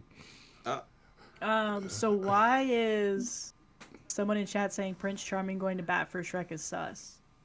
What's sus about going to bat for your friends and standing like directly behind your friends as they're batting, like very close, and maybe even teaching them how to swing correctly, because you grew up in the castle learning all the sports and stuff, and you know. But Shrek's Don't an say anymore. athlete. Stop, Prince. Don't say Shrek's anymore. an athlete, and so I don't think Shrek needs to learn how to hit a ball. Emily said holding their Yeah. waist. Ashley, if you don't shut up. Oh, Nah, keep up, Ashley. Keep it up, Ashley, Ashley. no. Yeah. What happened with Puss? Yeah. Uh, Yes, Bree. Friends. Thank you for saying that. Yeah, Friends. friends. We are friends. We are friends. We are friends, yeah. Yeah. We are friends. Friends. We are. Playing, man. Get my money. I have to end Bring it. out like the that 3 every time. blind mice. They'll tell the truth. We need Pastor Maddie because some folks here need to confess. Friends who kiss, Bree. I didn't say that. I said friends. Oh. Nothing else. Okay. Have you kissed? Oh, you just stand by him for, huh? Have you kissed before? Well, let me see. How many of Have my you kissed friends Fiona? have I kissed? Yeah, I kissed Fiona. I After think the I've fact? kissed all of you guys. I think I've air kissed all of you guys. What? Well, what about physical kissing? Oh, D. Harold, there was that time that we did do multiple types of sword fighting. What? I don't know. Yeah. Oh my gosh. This is what I wanted. So I knew it. Fencing. Fencing. And Yeah, fencing. I like fencing. And fencing. I said, hey, yo. Shrek's the red one time we cheeks. actually had armor. Shrek's red cheeks coming through that lovely green skin. Oh, no, I'm getting green Oh, again. no. I don't have any red undertones, by the way. Purely, no, I don't. Look at that. You see red? Yes, you do. Anyway, I've kissed friends before, single. See, we've all kissed our blonde friends before. Huh? Yeah. Hmm. Fiona was blonde at one point. Lord. You call her just your friend, though? I thought that was the love of your life, your partner, your shining star. She's my love of my life, but you guys were friends. Swords And and maybe at one point, Beyonce. But guess who got snatched up? Shrek, you talking big and bad right now. I miss her, man. I miss her. I wonder why she didn't answer the phone. You know why she Because she's at your castle and there's no reception. No, it's because she's driving a vehicle like this. This next- last. Oh! Glory. Yeah, I wasn't expecting that one, huh? Whoa, Theo said some crazy just stuff right now. Did anybody just? Theo Wait. said, "Shrek, you sure that growth back there isn't a secret love token hairball from Puss?" Wait, now there's something between Yeah, you and Puss? Ever. Huh? You and Puss are a thing now? No. No. No, No. I've never been a thing with any of my friends. Yeah. I would not. Okay, we have to be clear before we get our words get Okay. taken out of context. Do not just go kissing your blonde friends without consent. Yeah. Blonde. There was consent given. I'm just saying, people in the chat are kind of taking it that they should be kissing your blonde friends. Ask them before you kiss your blonde friends. Yeah. Brunette Or friends, maybe- have at it. Go crazy with or- brunettes. Okay, well, No. hold on. No, Consent. Go hold on. crazy with brunettes, though. Wait, okay, Consent there I- too. you can also read the room before you ask your friend to kiss them, right? Like, Yeah, especially orange hair. Am I right? Yeah. Wait, what? Puss. Huh? Tabby cat. Wait, what? What am I? Orange cat. What? Puss, puss. You would like consent too, right? Yes. Orange hair Please. matters. Oh. I have been kissed once without consent. Once. Consent was given when I kissed my blonde friends before. Thank you, Situation Sam. Shrek is wild. Situationship Shrek.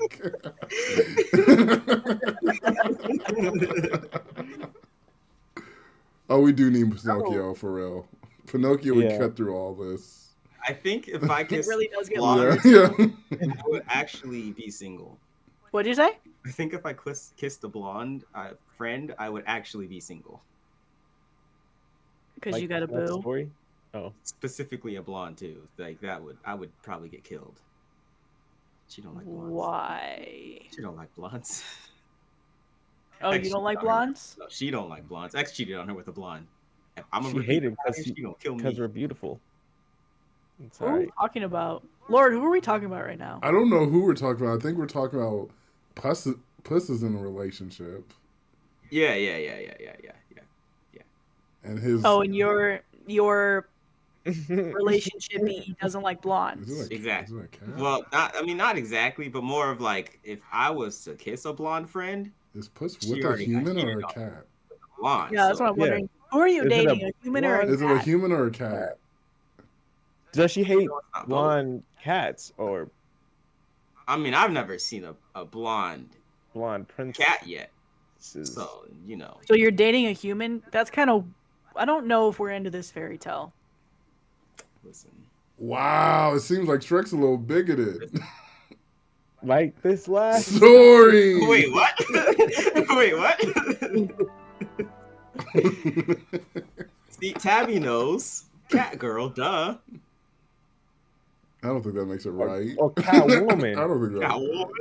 Wait, so it's better as a Catwoman instead of a cat girl? Yeah. Catwoman. Yeah, I'm with Catwoman. I ain't with no cat girl. Look, I would go out of. So now I gotta jump in the DC universe. I'm going out of He's into DC women. universe for Not Catwoman. girls. I feel actually cat dog. Cat dog is who I'm looking at.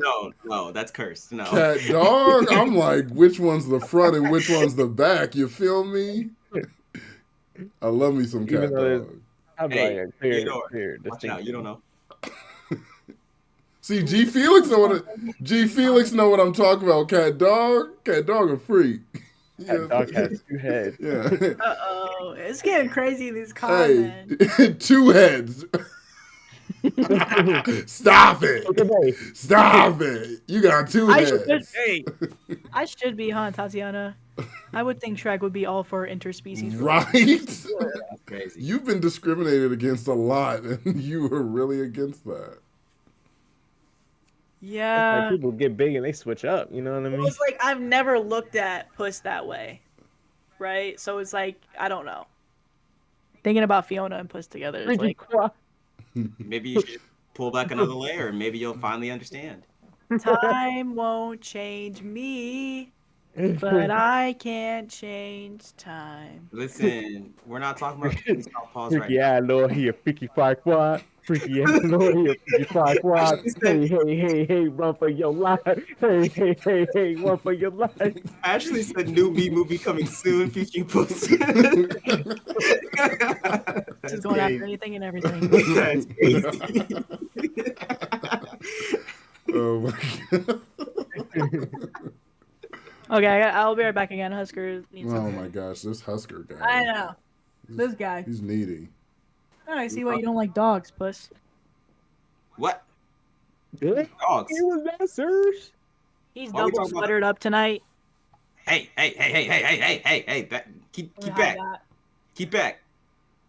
Husker. We gotta get Husker. we gotta get Husker a Nike Tech. That's what we gotta do. Something. Keep him away. Oh, sorry. Sorry, Puss. Yeah. I didn't realize. Watch out. That's my bad. I heard that hiss. That was a That was a hiss. that was a hiss. He ain't playing. Yeah. Keep back. I don't be playing with no dogs like that. I'm proud of you. Hey, how about you say something, just one real thing, Prince? One real. thing. Just say one real thing. You've been deflecting, you've been hiding, not only from us, from your friends, from yourself, from the chat. Say one real thing.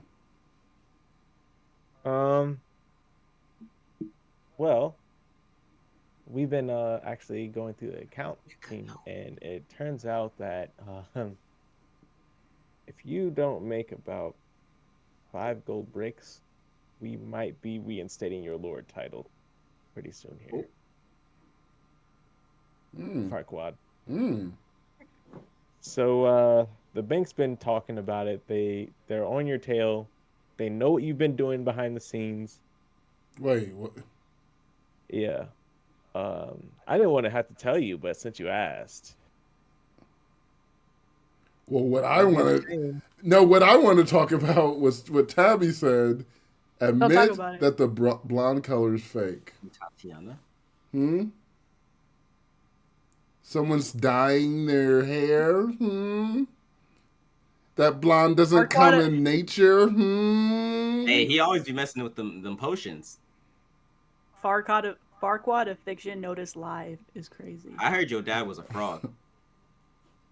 Who? Prince Charming. Oh. Right? Is your dad a frog, or is that somebody else's dad? Let's not talk about. Okay, me. that's my father-in-law. Oh, all right. Well, that's your dad. Never mind. I forgot he didn't marry her. Oh. Whoops. He never had a chance to marry her. Fiona was never interested in Prince Charming. I think he Was kind I of was. interested in Fiona? Go back and watch the movie. Hey, Go back and watch people the saying movie. toupee in the comments, Prince. Toupee is insane. This is all. Look, Why does it move It's not going in nowhere. unison like that? Why does... it's not going nowhere. Okay. It's not going nowhere. I feel like a... If this is a toupee, could I shake it? Shake like that? Yeah. Shake it. No, I could. Shake Shake it. Okay. It just feels like that color it's doesn't right. exist in, like, nature. Emily said, "Let's see the back of the hair." Let's see the back. I almost turned the whole chair. I saw that. That would have been funny. Oh, Oh! good. That does not look good in the back. It's blowed right out. Shaking it. You got the Karen in the back. That's what you got going on in the back. I would say unpopular opinion, but this is a very popular opinion. You shouldn't have cut it so short, bro. Keep Keep that opinion thrown it out. unpopular because it looks good. No. Of course you would say that, Shrek. Like that. Prince can't do Friends wrong. for friends. You're not just friends, and you need to admit it. We're just friends right now. Because I'm a real friend, and I'm telling you that back of your head is trash, bro. Who's? And I'm a real friend too, and I'm telling you, cheating with a married woman, not a good look for you, Lord. Oh. Wait, Not a good look. Like actively? Yeah, I said it. It's not my marriage. Tabby said you've been struggling since Mommy went away. Thank you for that, Lord. Because I'm taking that to court. Because Fiona's not getting she tried to take everything from me. Did she? But because of what you just said, yeah, thank you for that. Thank you for admitting that. It's not your marriage, you don't care, but you are a part of it. I appreciate that. I never said that. I'm just saying it's not. 'Cause now you're screwing over Fiona. You're screwing Fiona and you're screwing her over, right? Puss. Kissing something. Oh. Oh. Puss. Puss. Puss. Puss. E. Puss. I can't. Say what? This is the best episode of Jerry Springer. Now we're just all here. We're all here mad now. We've all. You're like, all right, next story. Next story, I guess. What next story?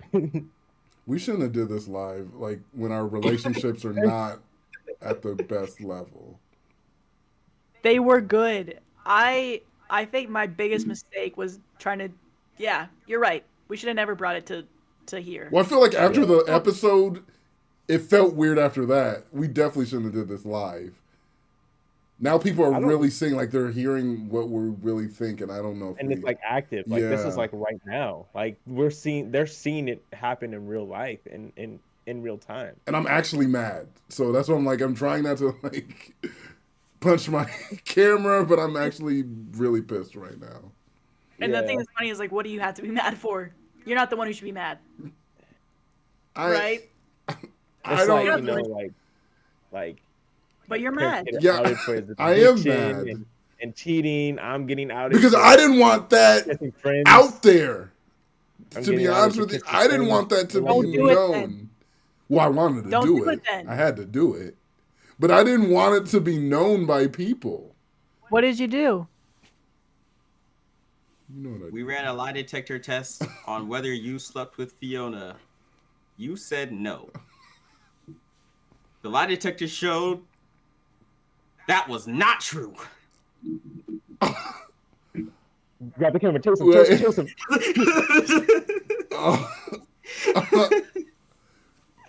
Man, y'all need to fix y'all machine because that's crazy. Y'all need to fix y'all machine. That's crazy.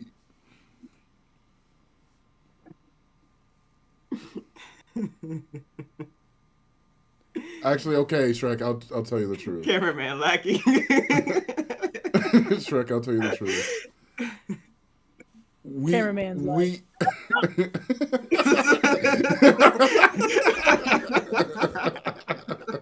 Oh! Just fighting the cameraman. Get out of my face, man. We slept next to each other. Oh my. She needed a place to stay after you guys were fighting. I only had the one bed in my castle. It was a fight. Okay. First of all, you sound broke. One bed in your castle. Second of all, I'm at the office. I'm sleeping at the office. It's awkward. My employees, Madi comes in, Brandon comes in. They see me sleeping here when I'm an ogre, right? Yeah. I look like a freaking idiot in a corporate setting. You kind of do. and I'm sleeping here. Okay? Because Fiona's at the house. She's got the swamp. She's got the entire estate. And she doesn't need to be at your house. I didn't know that. I thought you were still... This is what she told me. That you were still at the swamp and she just needed some space. So who's with the kids?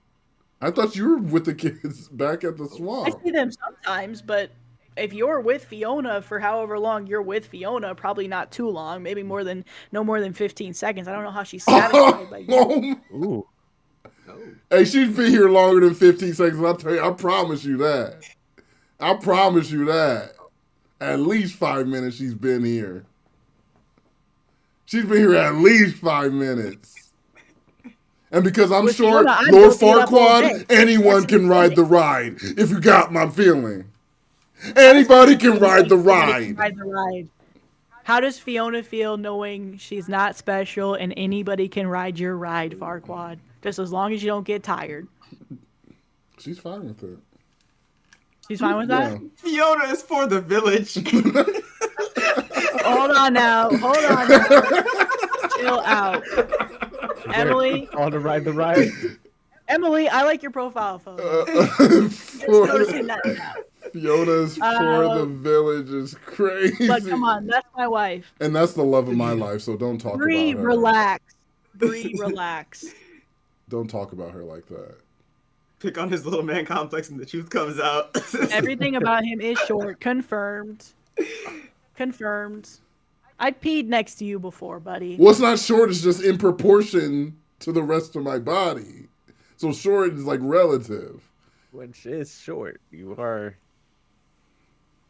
I mean, like, I'm tall for a cat. And I'm like about the same height as you, so. Are you packing, Puss? I said tall. Puss, I don't know about I said tall. Puss? Puss, are you packing? Because everyone can't be Shrek. We know Shrek, we don't even talk about what Shrek's got. Shrek is Shrek. My man's an ogre. Shrek is life. No. Listen, Stop. I'm big everywhere. Is that why you and Fiona are You fighting? don't have to worry about me. Huh? Because of Shrek is love, Shrek is life. All aboard the short train. Choo choo. It's a bumpy ride. Abby, thank you for the super chat. I'm still mad at you, Farquad. I think you should be mad at Fiona, to be honest with you.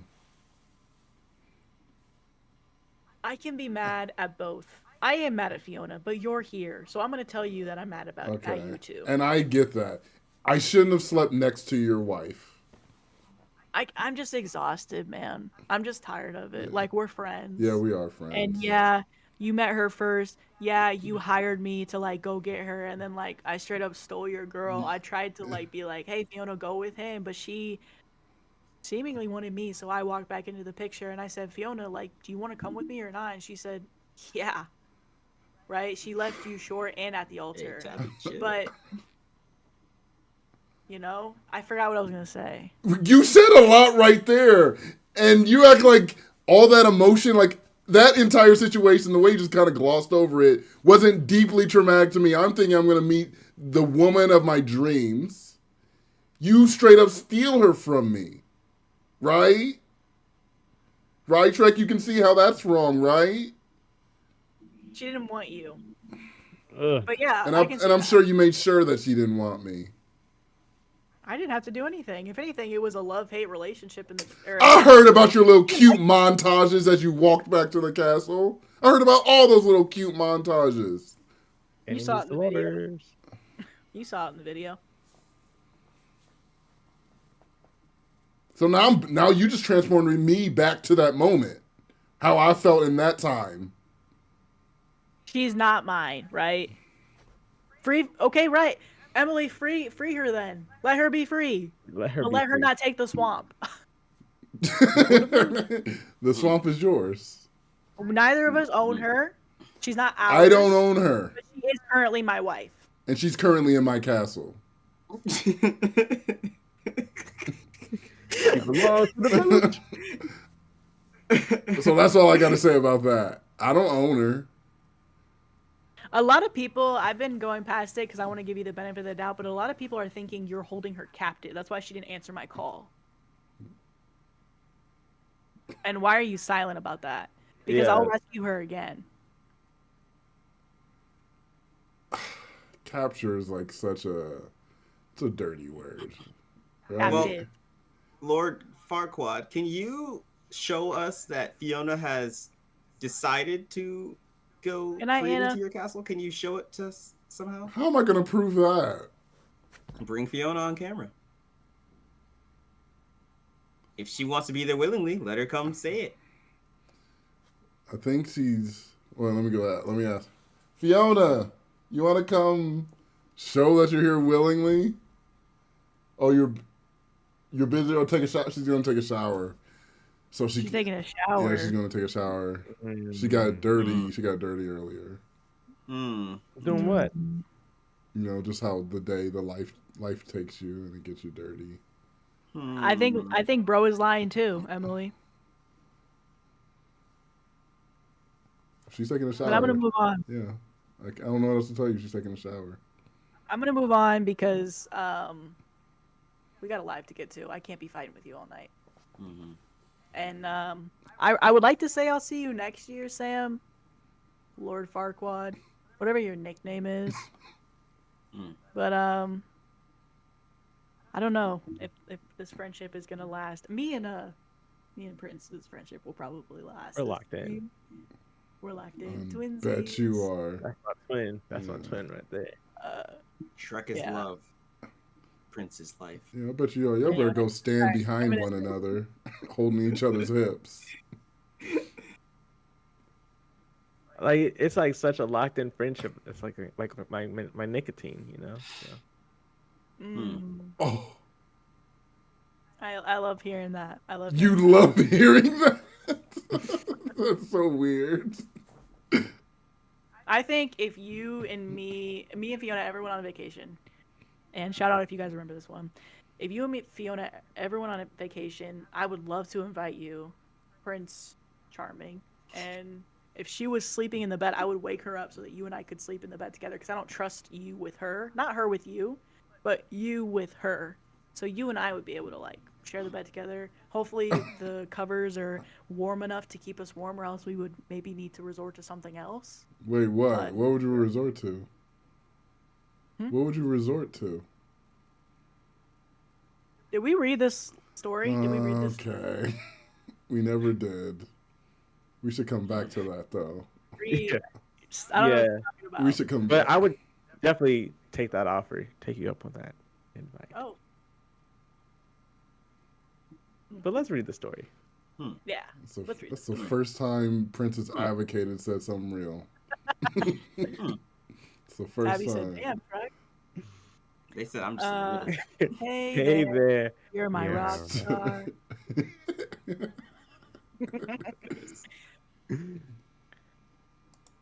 Well, Sam Quad has a small enough bed for him. Tell me to drink.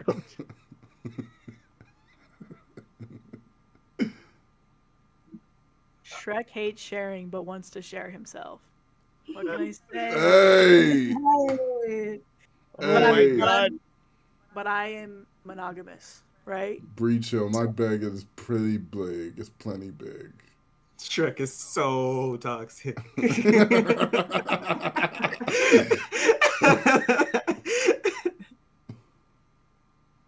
I'm just gonna believe what Avery said. So, the world does not deserve Madi as Shrek. So, I love the hair flip, Prince. Anyway. Okay, Prince I not can't. here. I can't even. Hi from Utah, Eli. Maddie sus. Chill out, Felix. We do Feeling deserve it toxic more. today. I'm feeling Shrek today. Is Shrek word for toxic?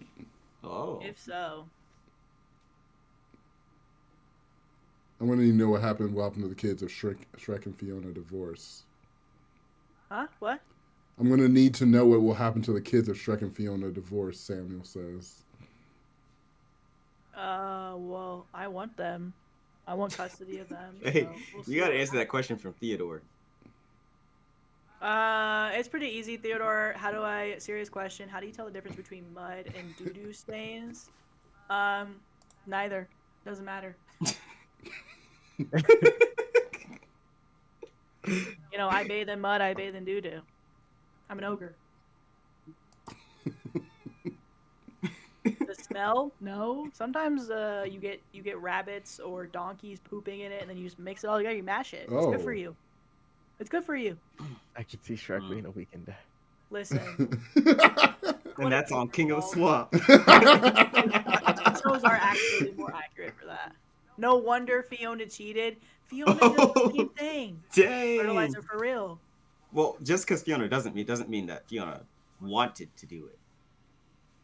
But it's fun. Fiona and I like to fart in front of each other. You remember that from the movie? We do. It's No? one of the grossest scenes. You like beg them to keep it in the movie, and they're like, "We really want It's to take funny. it out."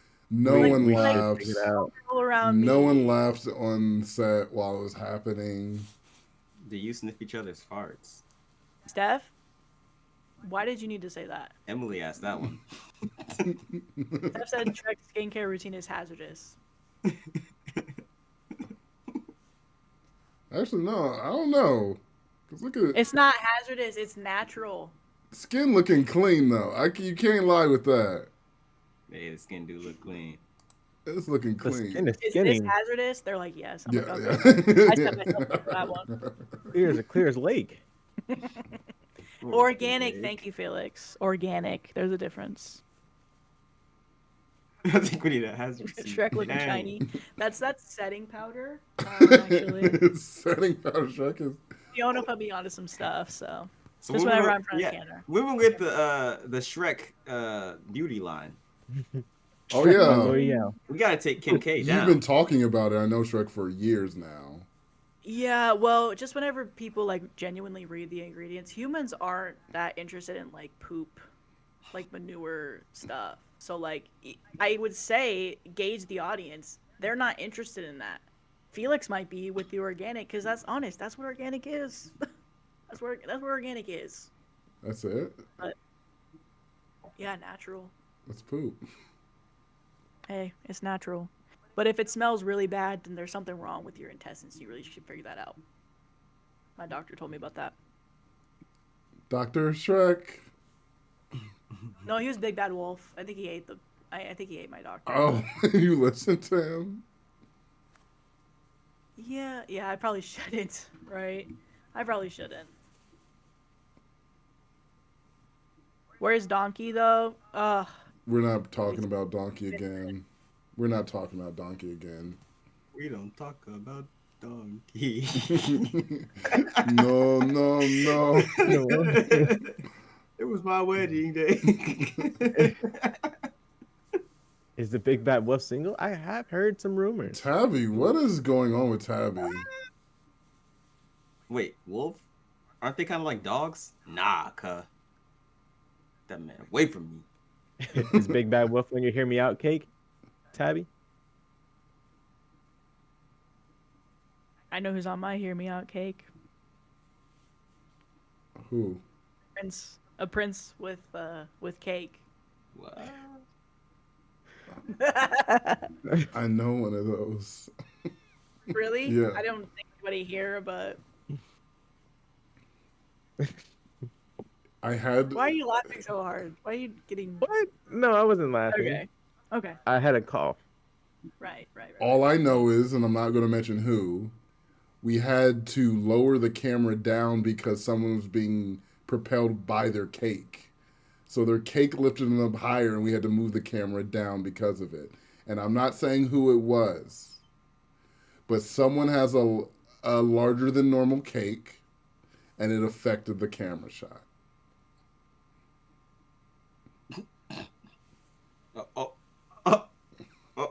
Mm.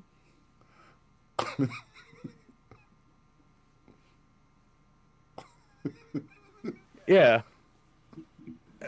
On turkey. On turkey, dog. On turkey. Okay, so Yeah. this next story. Sam had it pulled up, or Lord Farquad, sorry. I don't mean to be using your first name like that. Sorry about that. Thank you. Appreciate it.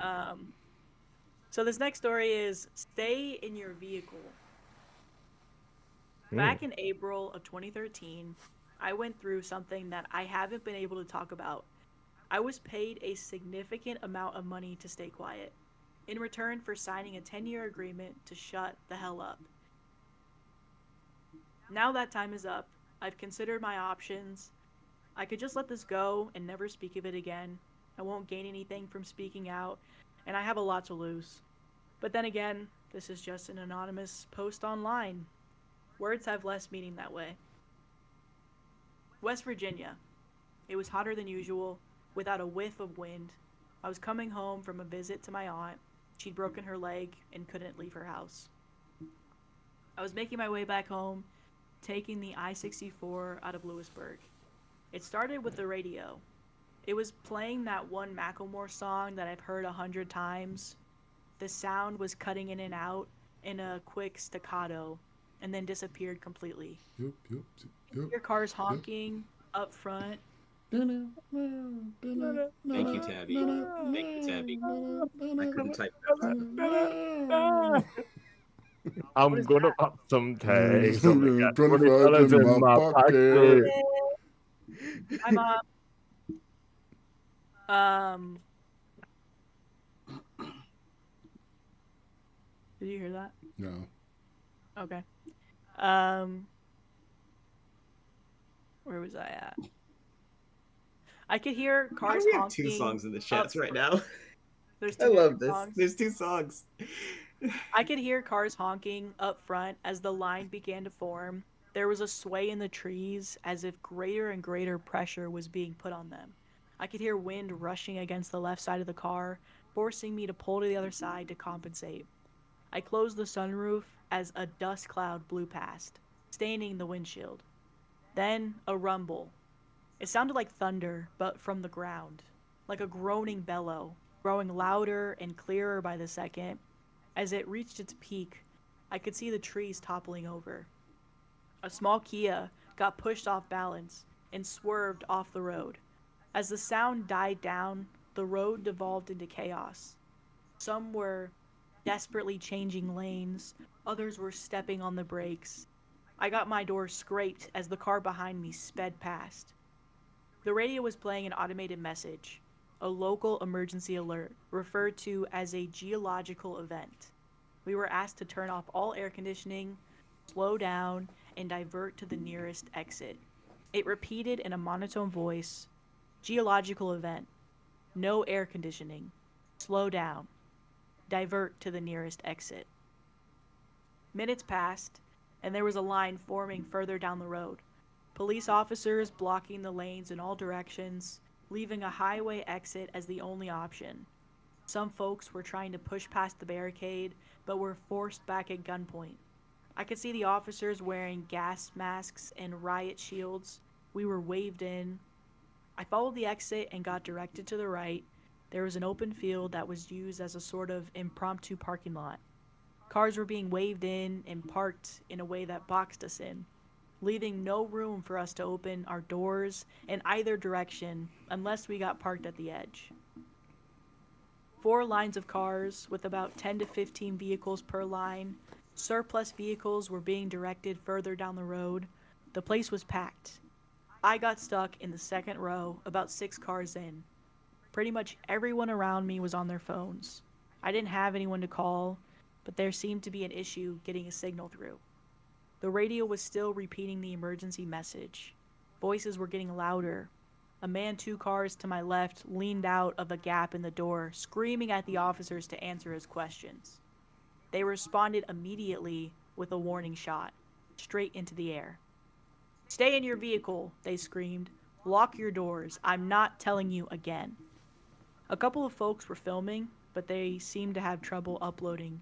We were losing bandwidth, and it didn't take long until phone signals were completely blocked. I think a video or 2 of the officer firing into the air made it online. They were patrolling back and forth.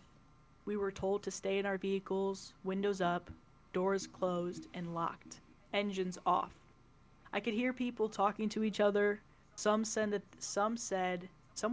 that there had been a natural gas leak from the geological event, and that combustible engines could spark an explosion. Others were talking about a terrorist attack. There were no answers, and the officers were not eager to talk. After about an hour, things were getting ugly. People were hungry, thirsty, and restless. One officer stepped up on the front cars, handing out water bottles, crackers, and processed cheese slices. He had to step from one car to the other, denting the hood with his steel-tipped shoes. They were also handing out thick black plastic hygiene bags for people who needed to relieve themselves. Use them, seal them, drop them out of the door, then lock up and wait. I crawled into the back seat, pulled down my cap, and I tried to relax. I've been playing some games on my phone, but the battery was running low. I wanted to save some, so I settled for having a nap instead. The sweat was stinging my eyes, not because of how warm it was, but because of how nervous I was. No matter what I did, I felt trapped, and the car felt smaller and smaller. I couldn't even get out if I wanted to, and it physically hurt me to think about how little control I had. Is that what claustrophobia feels like? A couple of officers were discussing something by the front line. One of them had a white cotton glove on, which he used to wipe off the hood of one of the front cars. The glove was taken off and put into a bag, which in turn was sealed with a hot air gun. I was getting the impression that our cars had been covered in something. I wasn't the only one considering it. There were 2 college kids in the car to my left, and they were discussing it too. "Anthrax," one of them said. "Gotta be." "No, gold dust," the other chuckled. "They just don't want to share." "You know what?" the first groaned. "I, honest to God, hope you're right. You're not, but I hope you are." "Fuck you." I joined in the conversation shortly after. I offered another explanation, something combustible, something that might blow if we started our cars, and they were willing to consider this. The car behind me couldn't hear us, but the driver held up a notebook with the text. If we don't know what it's gonna be, if we don't know what, it's gotta be aliens. I couldn't tell if they were serious, but they weren't laughing about it. A man in his 50s and what looked like his daughter. There were a couple of other folks in other cars. A man in a black shirt, sort of looked like a preacher without a collar. 2 middle-aged women with a kid in the back seat. A fat man blaring Johnny Cash from his radio. A couple with a teenage son who couldn't stop drumming on the windows. We'd been stuck for about 2, maybe 2.5 hours when a truck rolled in. One of those with a large water tank. It was unmarked, looked civilian. As it rolled in, they were calling out on the megaphone. "We will be hosing down your cars," they said. "Keep everything locked and closed. Then we'll be covering your vehicle with protective plastic while we wait for it to dry. After that, we'll start letting you go in an orderly manner. I repeat." Most of us were relieved. It was only a matter of time now. It was getting dark. They were getting up on the cars, hosing them down thoroughly. It smelled of chlorine, so maybe they'd mixed something into the water. As they came to my car, they stepped up on it, double-checked the sunroof, making sure it was locked and secured. Then they sprayed the car down, bathing it in a chemical stink. The kind that gets stuck in the back of your throat. It took a long time for them to finish, at least an hour or two. After that, they were rolling out a kind of plastic cover at the short side of the lot, the kind you use to protect pools or rain coverings for football fields. They used 2 squad cars to slowly drape the thing over the entire lot, securing the edges with large rocks. "Please calm down," they called out as the plastic crawled over us. "I know this is uncomfortable, but this is for your own safety. Once the cleaning is done, you will be free to go. Stay inside your vehicle at all times. I repeat." I did as I was told. I stayed inside, and I watched that plastic cover sweep over me. It felt like I was getting buried alive. All the lights went out, leaving me in complete darkness, accompanied only by the vague, disembodied voices of others. The college kids were talking about where they were going to go after this. Someone honking, not sure if it was to show support or discontent. Someone else was cheering. I took my last swig of water, washing down the final plane cracker. I got back in the driver's seat. I could hear as they finished moving the plastic cover and parking their squad vehicles. I waited patiently, figuring it'd be maybe another hour or so. They hadn't really given us a timeline, but I could breathe a little easier. Sort of. I was going back and forth between feeling empowered with my hands on the wheel and feeling like I was stuck in a metal coffin. It was so dark, and everything just smelt of plastic and chemicals, like a car wash stuck in time. As the excitement died down, I paid more attention to the background sounds. I tried to filter out the various discussions from nearby cars, and somewhere in the distance, I heard raised voices. It wasn't coming from the cars, but the officers. Whatever they were talking about, it was a heated discussion. An hour came and went. People were getting impatient. More cars were honking. Others were yelling, demanding answers. I couldn't get my leg to stop shaking. The more I thought about getting out of here, the smaller the car felt. I was hyper-focusing on things I couldn't control. I was a little thirsty, and I was out of water. I needed to use the bathroom. I wanted to stretch my legs and go for a walk. I wanted to breathe fresh air and get the awful chemical taste out of my mouth. I heard cars starting, accelerating. The truck was moving, somewhere off to the side. "We need you to stay in your vehicle," a voice screamed over the megaphone. "Do not leave for any reason. Stay in your vehicle." Cars speeding off. Not many, but a couple. And then, quiet. The officers left us there. Everyone was quiet. A couple of folks had opened up their phones, using them as flashlights to look from car to car. Looking over at the sea of vehicles, all of us trapped under the dark cover. I could see a handful of lights cut off by sharp silhouettes. I couldn't make out who was in the dark. It was just all people. Anonymous. I heard a gasp somewhere in the back. There was a metallic clunk, like when the officers climbed atop our cars to get us our water. There was a careful cheer as some folks figured they were taking off the plastic cover, but that wasn't it. Instead, there were more footsteps. The cheer slowly died down as more and more footsteps pattered across our cars. I stopped counting after a dozen. The silhouettes in the other cars were still.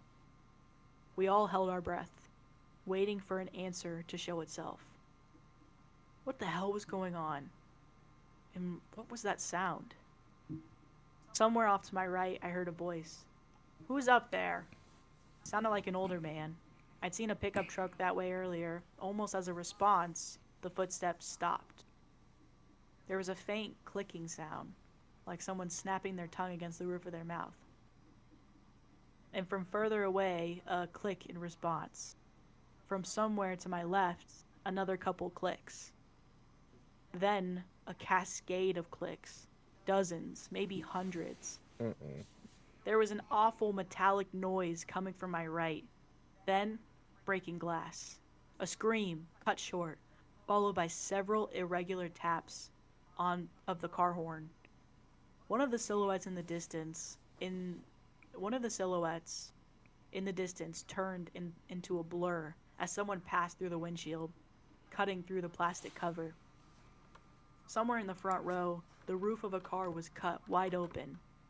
Someone was pulled up out of their seat. 2 cars back from where I was, there was more glass breaking. It sounded like a wild animal had got in. I could see a wink hint of red spattered across the passenger side windows. I wasn't getting any air. I could feel my heart beating through my chest as my arms started shaking. My hands were cramped around the steering wheel, and I felt sweat dripping from my shoulders. I couldn't control it. I didn't even see what was going on, but the sounds, the screams, they awakened something primal. This was danger, a threat, and my body knew long before I did. The college kids in the other car were ducking down. One of them waved a hand at me as if telling me to get down, and I nodded. I scrambled into the back seat. I couldn't see where I was putting my hands or feet. Everything is different in the dark.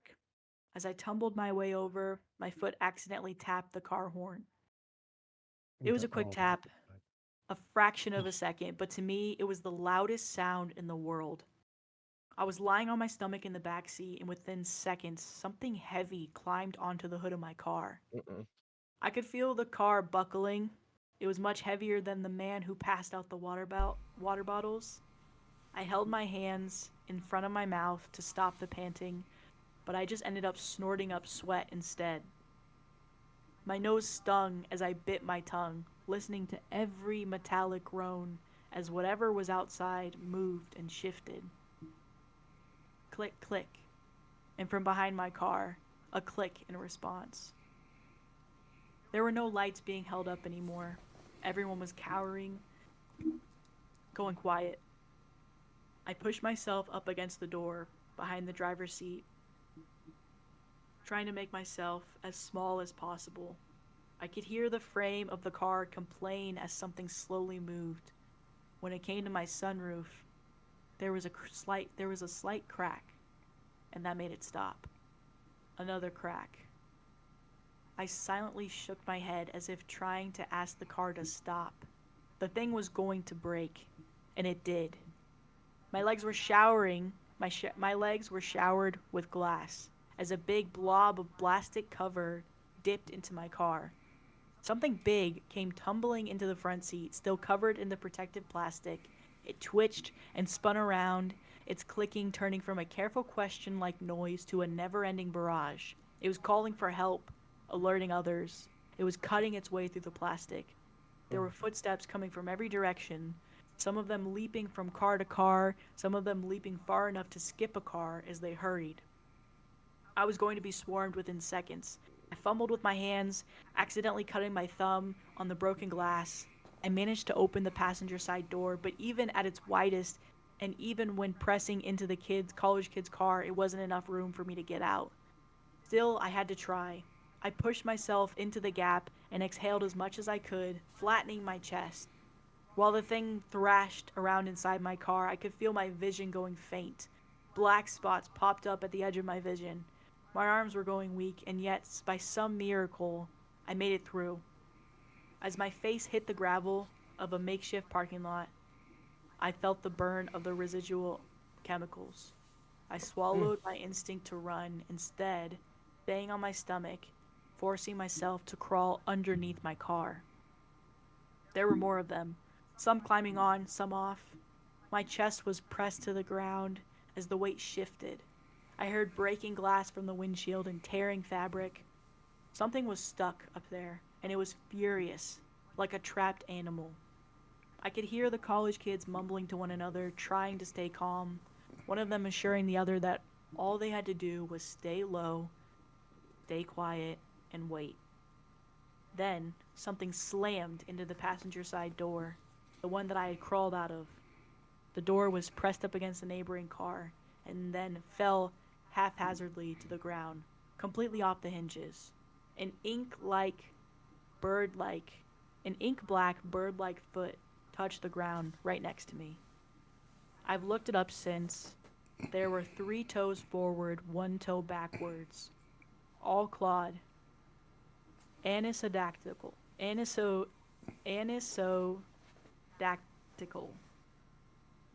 do I say that? Anisodactyl. Okay, because I feel like I'm adding something somewhere.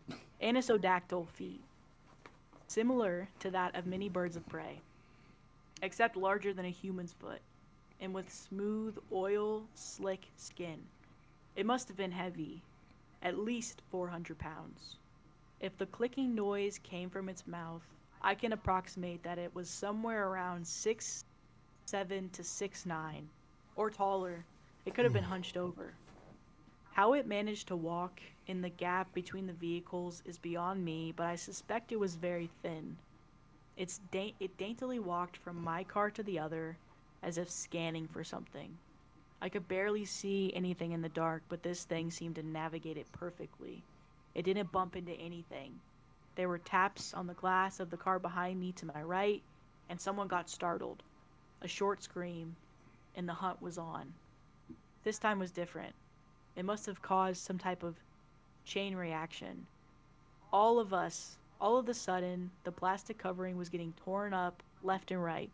People were clawing their way to their cars. I heard someone kicking against their windshield. Another was trying to open their door. I could hear it slamming against the side of the car next to them. And off in the distance, there was gunfire. Just a couple of shots. The college kids in the car next to me slammed their doors open and followed my lead. They rolled onto the ground and under their car. There was a little more light coming in as the cover had torn above. Their faces were red from tears, and one of them desperately trying to call for help on his phone. The other grabbed the phone out of his hand. A short scuffle ensued, ending with them putting it on ring, putting on a ringtone, and sliding the thing as far left as they could. Whatever car that phone landed under was demolished. Every window broken, every passenger gone. I could hear the grinding as the seat was ripped in two and thrown away. In a matter of seconds, the entire vehicle was torn to pieces as a dozen of those things swarmed it. "Shut up," one of those kids repeated. "Shut up, shut up, shut up." Someone reached under my car. It scraped against the sole of my shoe, tearing a hole all the way to my big toe. I hurried forward, scurrying like a lizard. The college kids noticed and followed suit. I don't think they thought about it too much. It was just movement, and they went for it.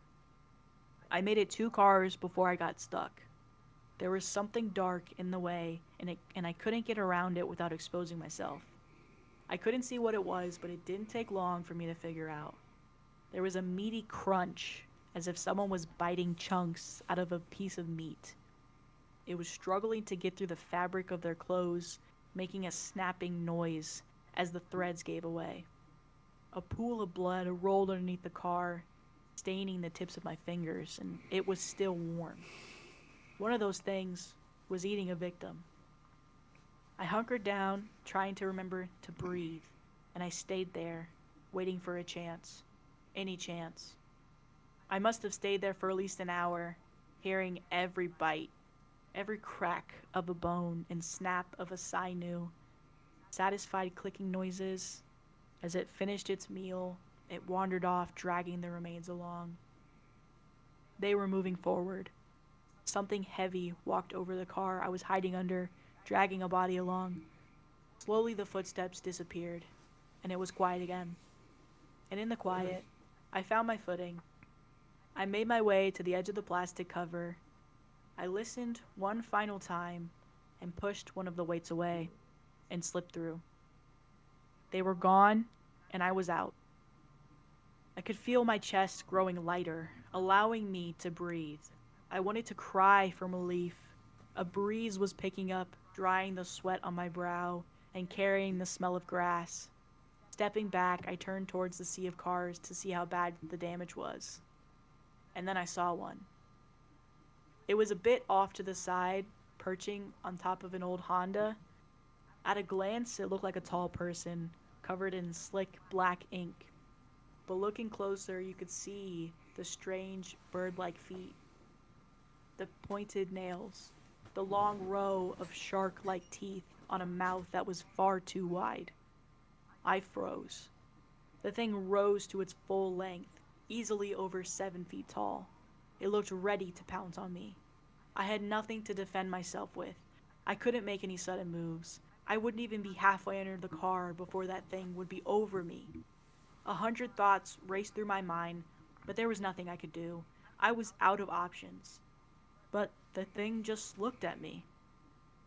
It raised a slice of raw meat, blood dripped onto the plastic cover, and it looked at me, curiously, taking a bite.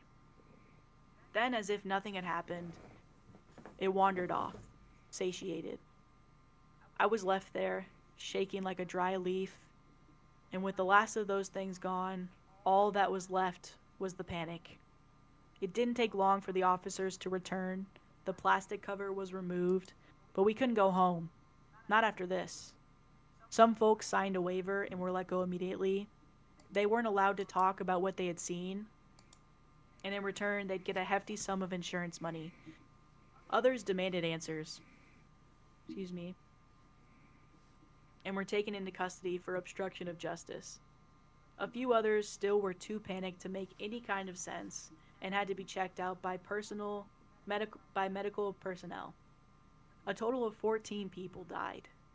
It was described by a combination of causes: a traffic pileup, carbon monoxide poisoning, animal attack. I think there was something about an escaped convict too. Excuses all over the place. And the times were all wrong. Spread out through a couple of days to more smoothly blend into accident statistics. And if you wanted to go home and get your insurance money, you had to sign a non-disclosure. I did too. I know the college kids did as well. Goddamn miracle they made it out, but I saw them. 34 cars had to be towed. 18 people wounded, 6 seriously so. 4 people lost at least one limb. One guy had an arm ripped off halfway up to his collarbone, and I don't know how he survived. Most people never saw those things up close. They just remember the screams and the breaking glass. Sometimes at night, that's all I hear too. Closing my eyes reminds me of lying underneath those cars, feeling the pressure as the weight shifted. I still get trouble breathing. I think a part of me is still stuck there. It stayed in my vehicle. And then the one thing that gets me about NoSleep, because I'm new to it, but I was telling Prince Charming, is it seems like people are responding as if it's real. So the top comment is dinosaurs. That's what it is. Sheesh. But yeah. Why in both stories the bad guy or bad thing just stops and walks away? Did it do it in the first one too? What was the first The one about? killer guy just saw the guy and just kind of poked at him and walked away. I don't know. That's a cop out in the end. I was riveted throughout. Plot armor.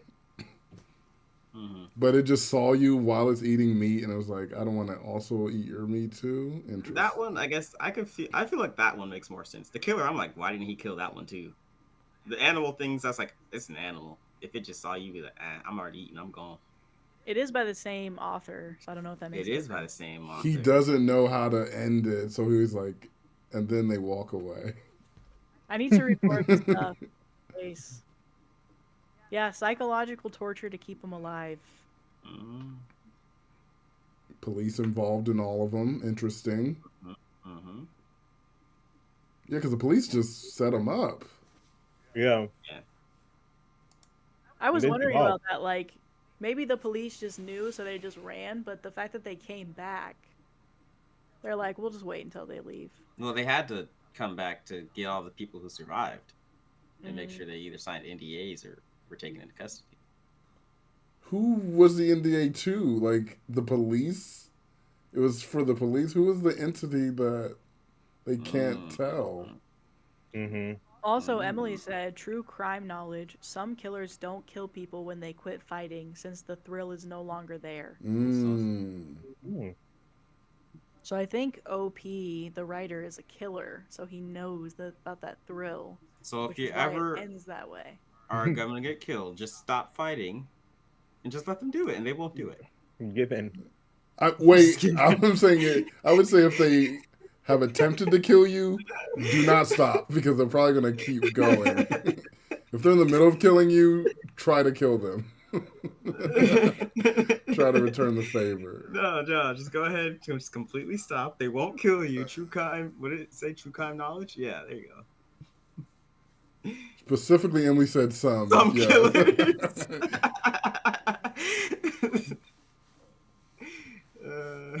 Just for more clarification, don't kiss your blonde friends without consent, and don't stop fighting if someone's trying to kill you. Sometimes. I guess you kind of ask them, if I just stopped, would you stop? And if they say yes, then there's your answer. Or they could be lying, though. That's the other thing. That's They could be like, oh yeah, I would definitely stop. I would quit. Killers are notorious liars. That is so true. Yeah, that's true. Because then you ask them, like, did you kill somebody? They'd be like, no. They always say that every time you ask a killer. No. Wait, she got it for you?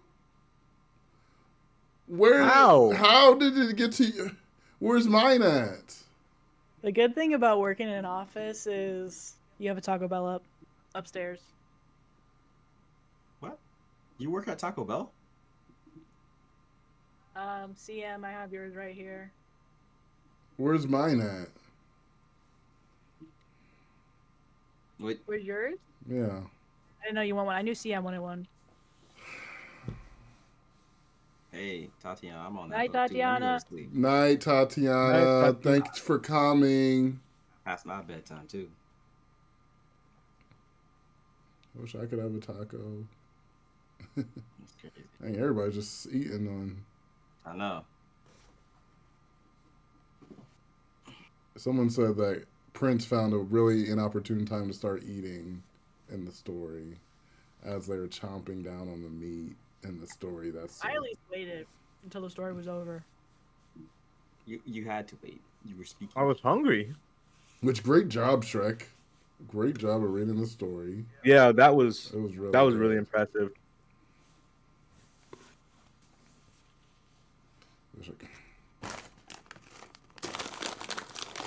The crazy thing is, it's like, you ever be watching movies and you're like, why am I eating during this movie? Yeah, I always eat. You ever do that? I love eating through movies. Food is an important part. But of it. like, it'd be like crazy, like something crazy happening. You're like, dang, that's crazy. It's like, bro. What, you not gonna eat because it's crazy? Well, like the imagery. You know, you lose your appetite, and it's like, oh.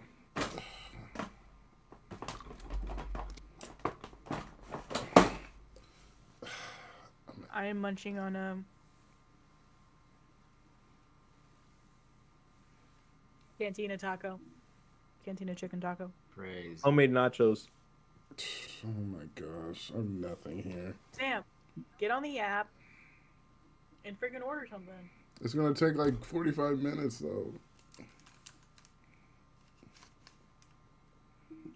And Puss just eating a freaking rose right now. I was eating there earlier. He don't get the rose out of his mouth.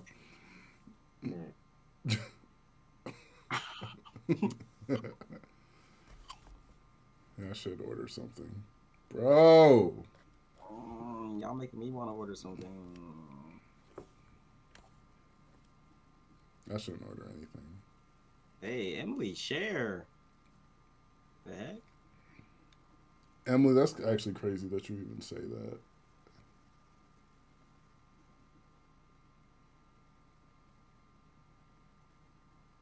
Go ahead and do it, Ashley. Go ahead and do it. Okay, I guess everybody in the chat order food. Send it to Bro, me. I haven't used DoorDash this entire year. Do I have to order food to be delivered? Because that's Wait, I shouldn't get McDonald's because of the whole thing. a lot. Not DoorDash sending me an email too. Get a 3-month Dash Pass. Oh yeah. No. Because McDonald's is killing people. You got Taco Bell too? Me too. Do you have any coli out here? Oh, we gotta do that. It's 4 Somebody- a.m. Dang. Somebody Texas said Roadhouse. Ooh. Why would you, Emily? Other Emily's Emily. talking right now. Come on now. Why would you bring that up? You know I can't go to a Texas Roadhouse right now. Steph, what'd you make?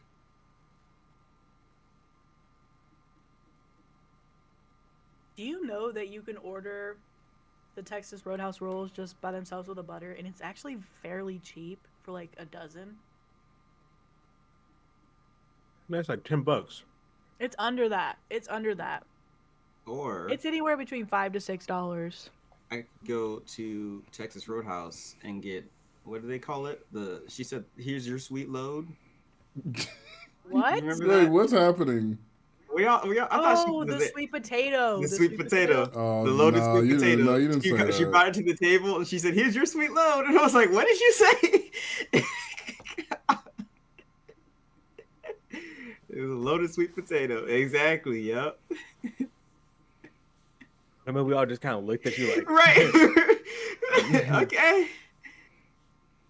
So why would I go just for the biscuits when I can get the what do you call it?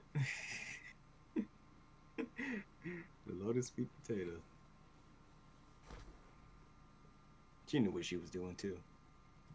Okay. Should we do that other thing that we were potentially maybe gonna do, but we also cut it off for time, or should we do Dead by Daylight? People who know, who have the Google Doc, the thing that's in red. Should we No. should we do that final? No. No? Girl. No. Wait. We're over time. Okay, so I think we're doing Dead by Daylight now. Oh, no. This is a family channel. Dead by Daylight? Why? I like people who DVD, keep please? saying like Shrek is love in the chat. Don't even tempt that. Don't just don't. All right, so see Ashley. So this next part of the live, we're gonna be playing Dead by Daylight. So How many hours have I added to my Dead by Daylight playthrough? we're Because continuing the live. We're gonna continue talking to chat and everything, but if you're here for the stories, that's fine. Thanks for coming. Thanks for coming, everyone who came for the stories. Tabby, please. We're going to play this Love you terrifying game that I did not want to play, But if you're here for the Shrek drama, but Shrek really Hey, wanted stick around. to. Diddy did do that.